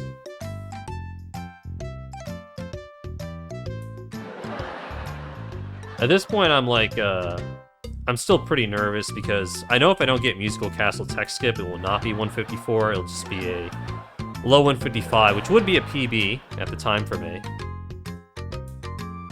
But at this point, I'm just trying to focus all my mental energy, my mental chi, and trying to hit the Tech Skip. In fact, I focus so much on my chi, I end up not mashing this upcoming dialogue box. Like, look at this. Right here, you can just, I'm just sitting on the text box for like 2 seconds. So I guess this could have been a 154.40 if I had just mashed the text box immediately. But who knows if I would have actually gotten Tech Skip, you know? Drop the gold weapons a little bit here. Take out these enemies in the way and also open this door. And 2 more fortune dolls remain. Jump into the Spring Breeze dancing painting. Obtain the gold fortune doll. No real tech here to cancel the animation for that one. Just gotta pick it up because you need to be Ebby in the next room anyways for the slide. The last slide in the game.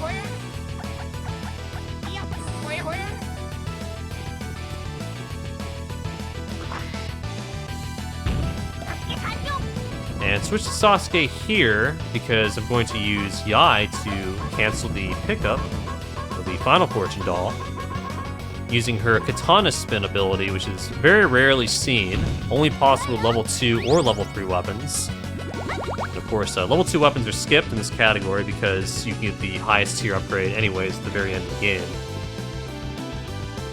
Yeah, it's a pretty cool piece of tech there.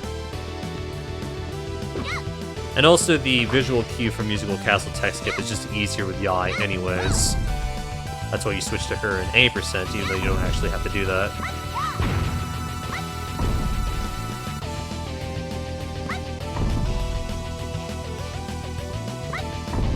Yep, pretty nervous at this point.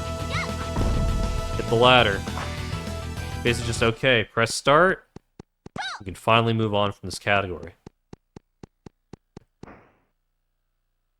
And I do, in fact, press start, as you might imagine.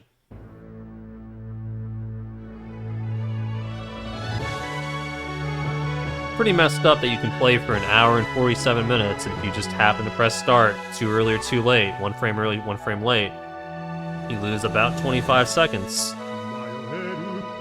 Truly, truly, a really video game. Gorgeous! My stage! So at this point, the final bosses in this game are pretty easy, except, you know, when you're on the run of your life, in which case, you know, they're the scariest thing in the world. Yeah, Musical Castle Tech Skip is like the last really hard thing. I should be quiet during this, excuse me.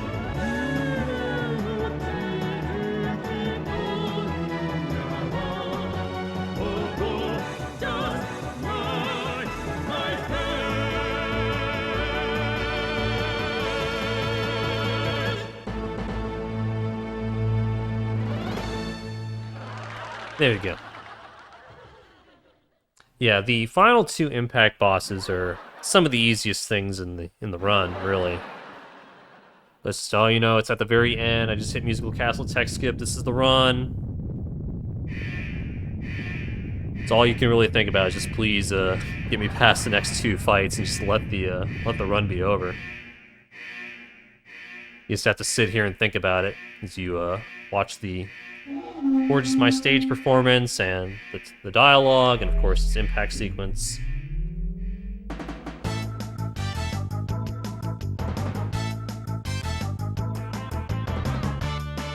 Yeah, once you hit musical castle tech skip, it's pretty much in the bag. Unless you epic choke.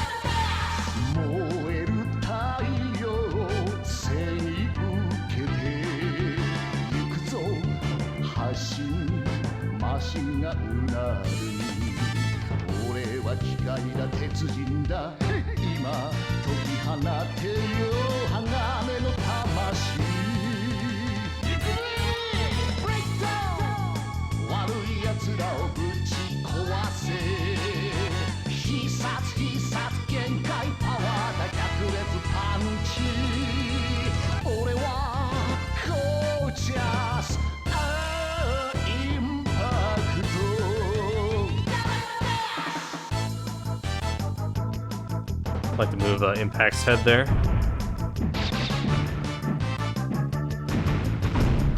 But yeah, final runway sequence. This is the hardest runway sequence, but it's still pretty easy. Just hold forward, mash B. Not sure if actually shooting out the Rio destroy stuff early actually saves time or not. I keep meaning to test that. It kind of looks like, you know, you like ram into some stuff and slow down for like a few frames, but I'm not sure if that's actually real. I always like to shoot a few Rio shots right before I would collide with something.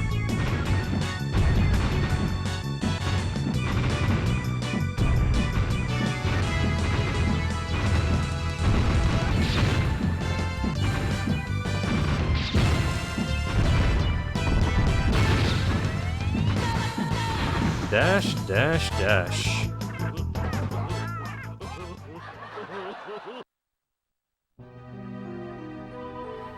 Alright, here we are.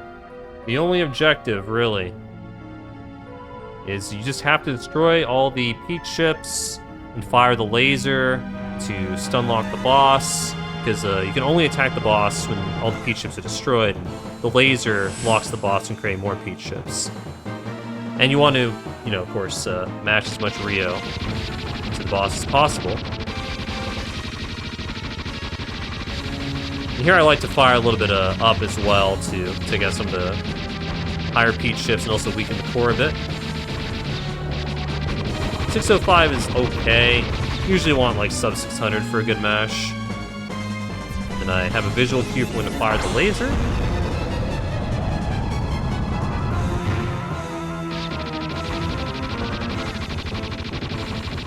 And just mash as much as you possibly can. That chain pipe was a little bit late. Not sure if it actually contributed any damage or not.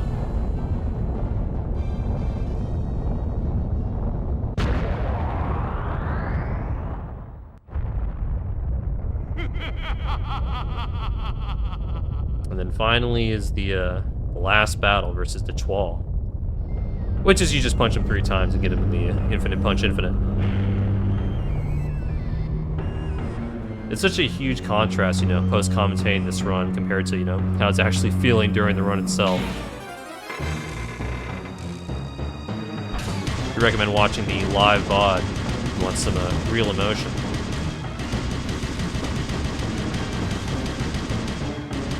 It is faster to defeat this boss entirely with auras instead of a pick and a laser, because the ending cutscene happens faster, I think it is. Like a little, like instead of like flopping around after being hit by a laser, he just like dies immediately.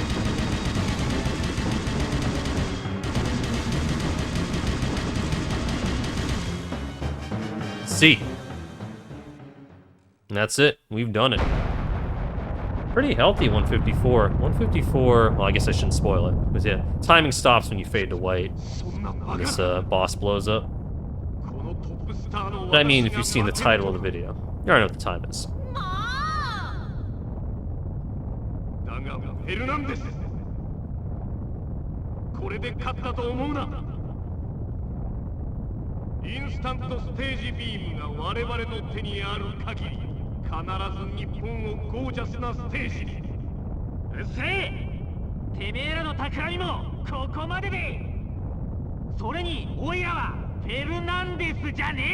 Goemon da! Impact!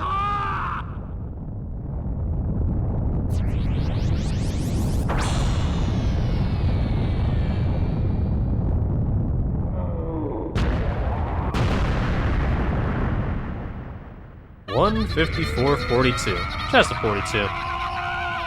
Pretty good, pretty good. This is definitely the time I grinded for the longest out of anything this year, for sure, because FFT 8% didn't really take that long. I didn't really play any other super challenging games so far this year. 思い知ったか。しかしあれだけ飛んでたら本当に宇宙のスターでござるな。よし、うちに行けるぜ。 So I'll probably be kind of quiet, let the voice actors do their thing. And I'll talk a bit more about the run and everything I couldn't cover previously once the actual credits start.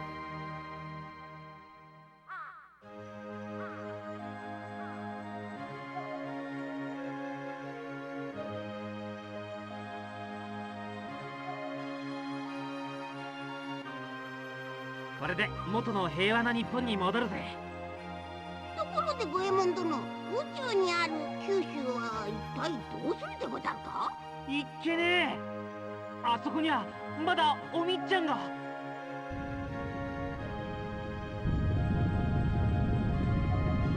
おえ、あれ九州とちゃいますか？あ、本当？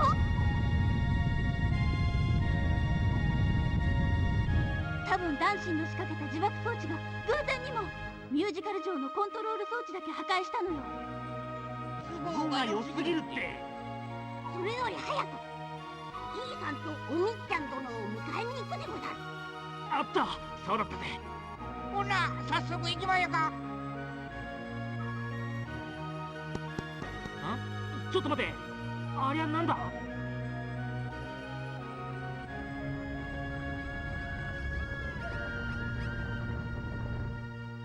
おへへ、ゴエモンはん、かわいいギャルがいっぱい来ますぜ。ああ、当然じゃねえか。おいらたちは桃山からこの日本を救ったヒーローだからな。でもこんなに喜ばれるのって初めてじゃない？ま、おいらのかっこよさが今になって分かったんじゃねえのか。おうおう、みんな落ち着きなって。わてのサインの欲しい子は一列に並ぶんですぜ。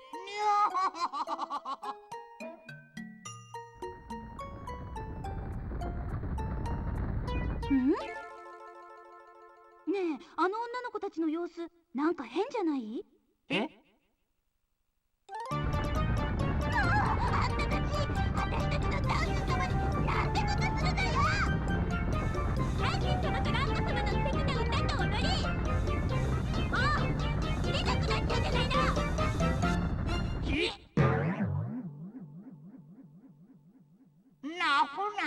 ！Nahuna! Good credit sequence. Good Nahuna. So yeah, what else to talk about? This category is very difficult. It's definitely the most difficult category I know, and I've been speedrunning for almost 11 years at this point. I'm not gonna say it's, the hardest speedrun of all time. I mostly play easy games, I think. But this, it's a very, very challenging run for me. There's a lot, and I do mean a lot of tricks, most of which are one frame.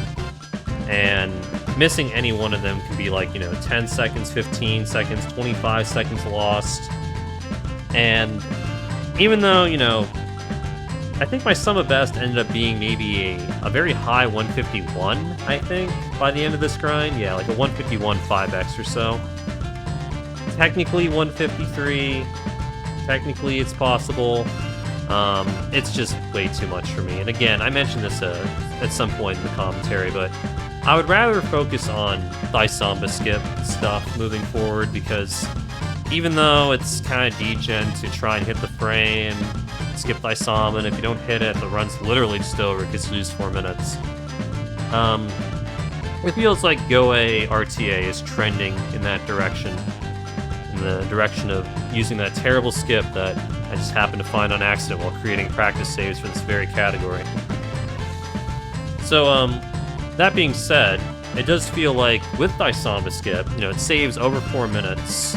If 153 is kind of like the end game goal of this, it feels like maybe 149 is possible with Thaisamba Skip. That'd be, like, insane. I have already been doing some of the Thaisamba Skip runs. I may or may not upload whatever time I end up settling on for that category to YouTube. I don't know. I currently have I think a low 151 or something. This is, you know, it's okay. And there he is right there, Thaisamba. We fought him. It's, yeah, not really sure if I'll ever run this particular category again with Thaisamba, with fighting him. Pretty satisfied with this. Again, biggest mistakes, fishing, missing the Hoggy Slash, terrible Festival Temple Castle, and a few other, you know, minor, smaller mistakes. But a lot of things went well. Got Dragon Tech Skip, got most of the slashes. I'd say 85% of them we got.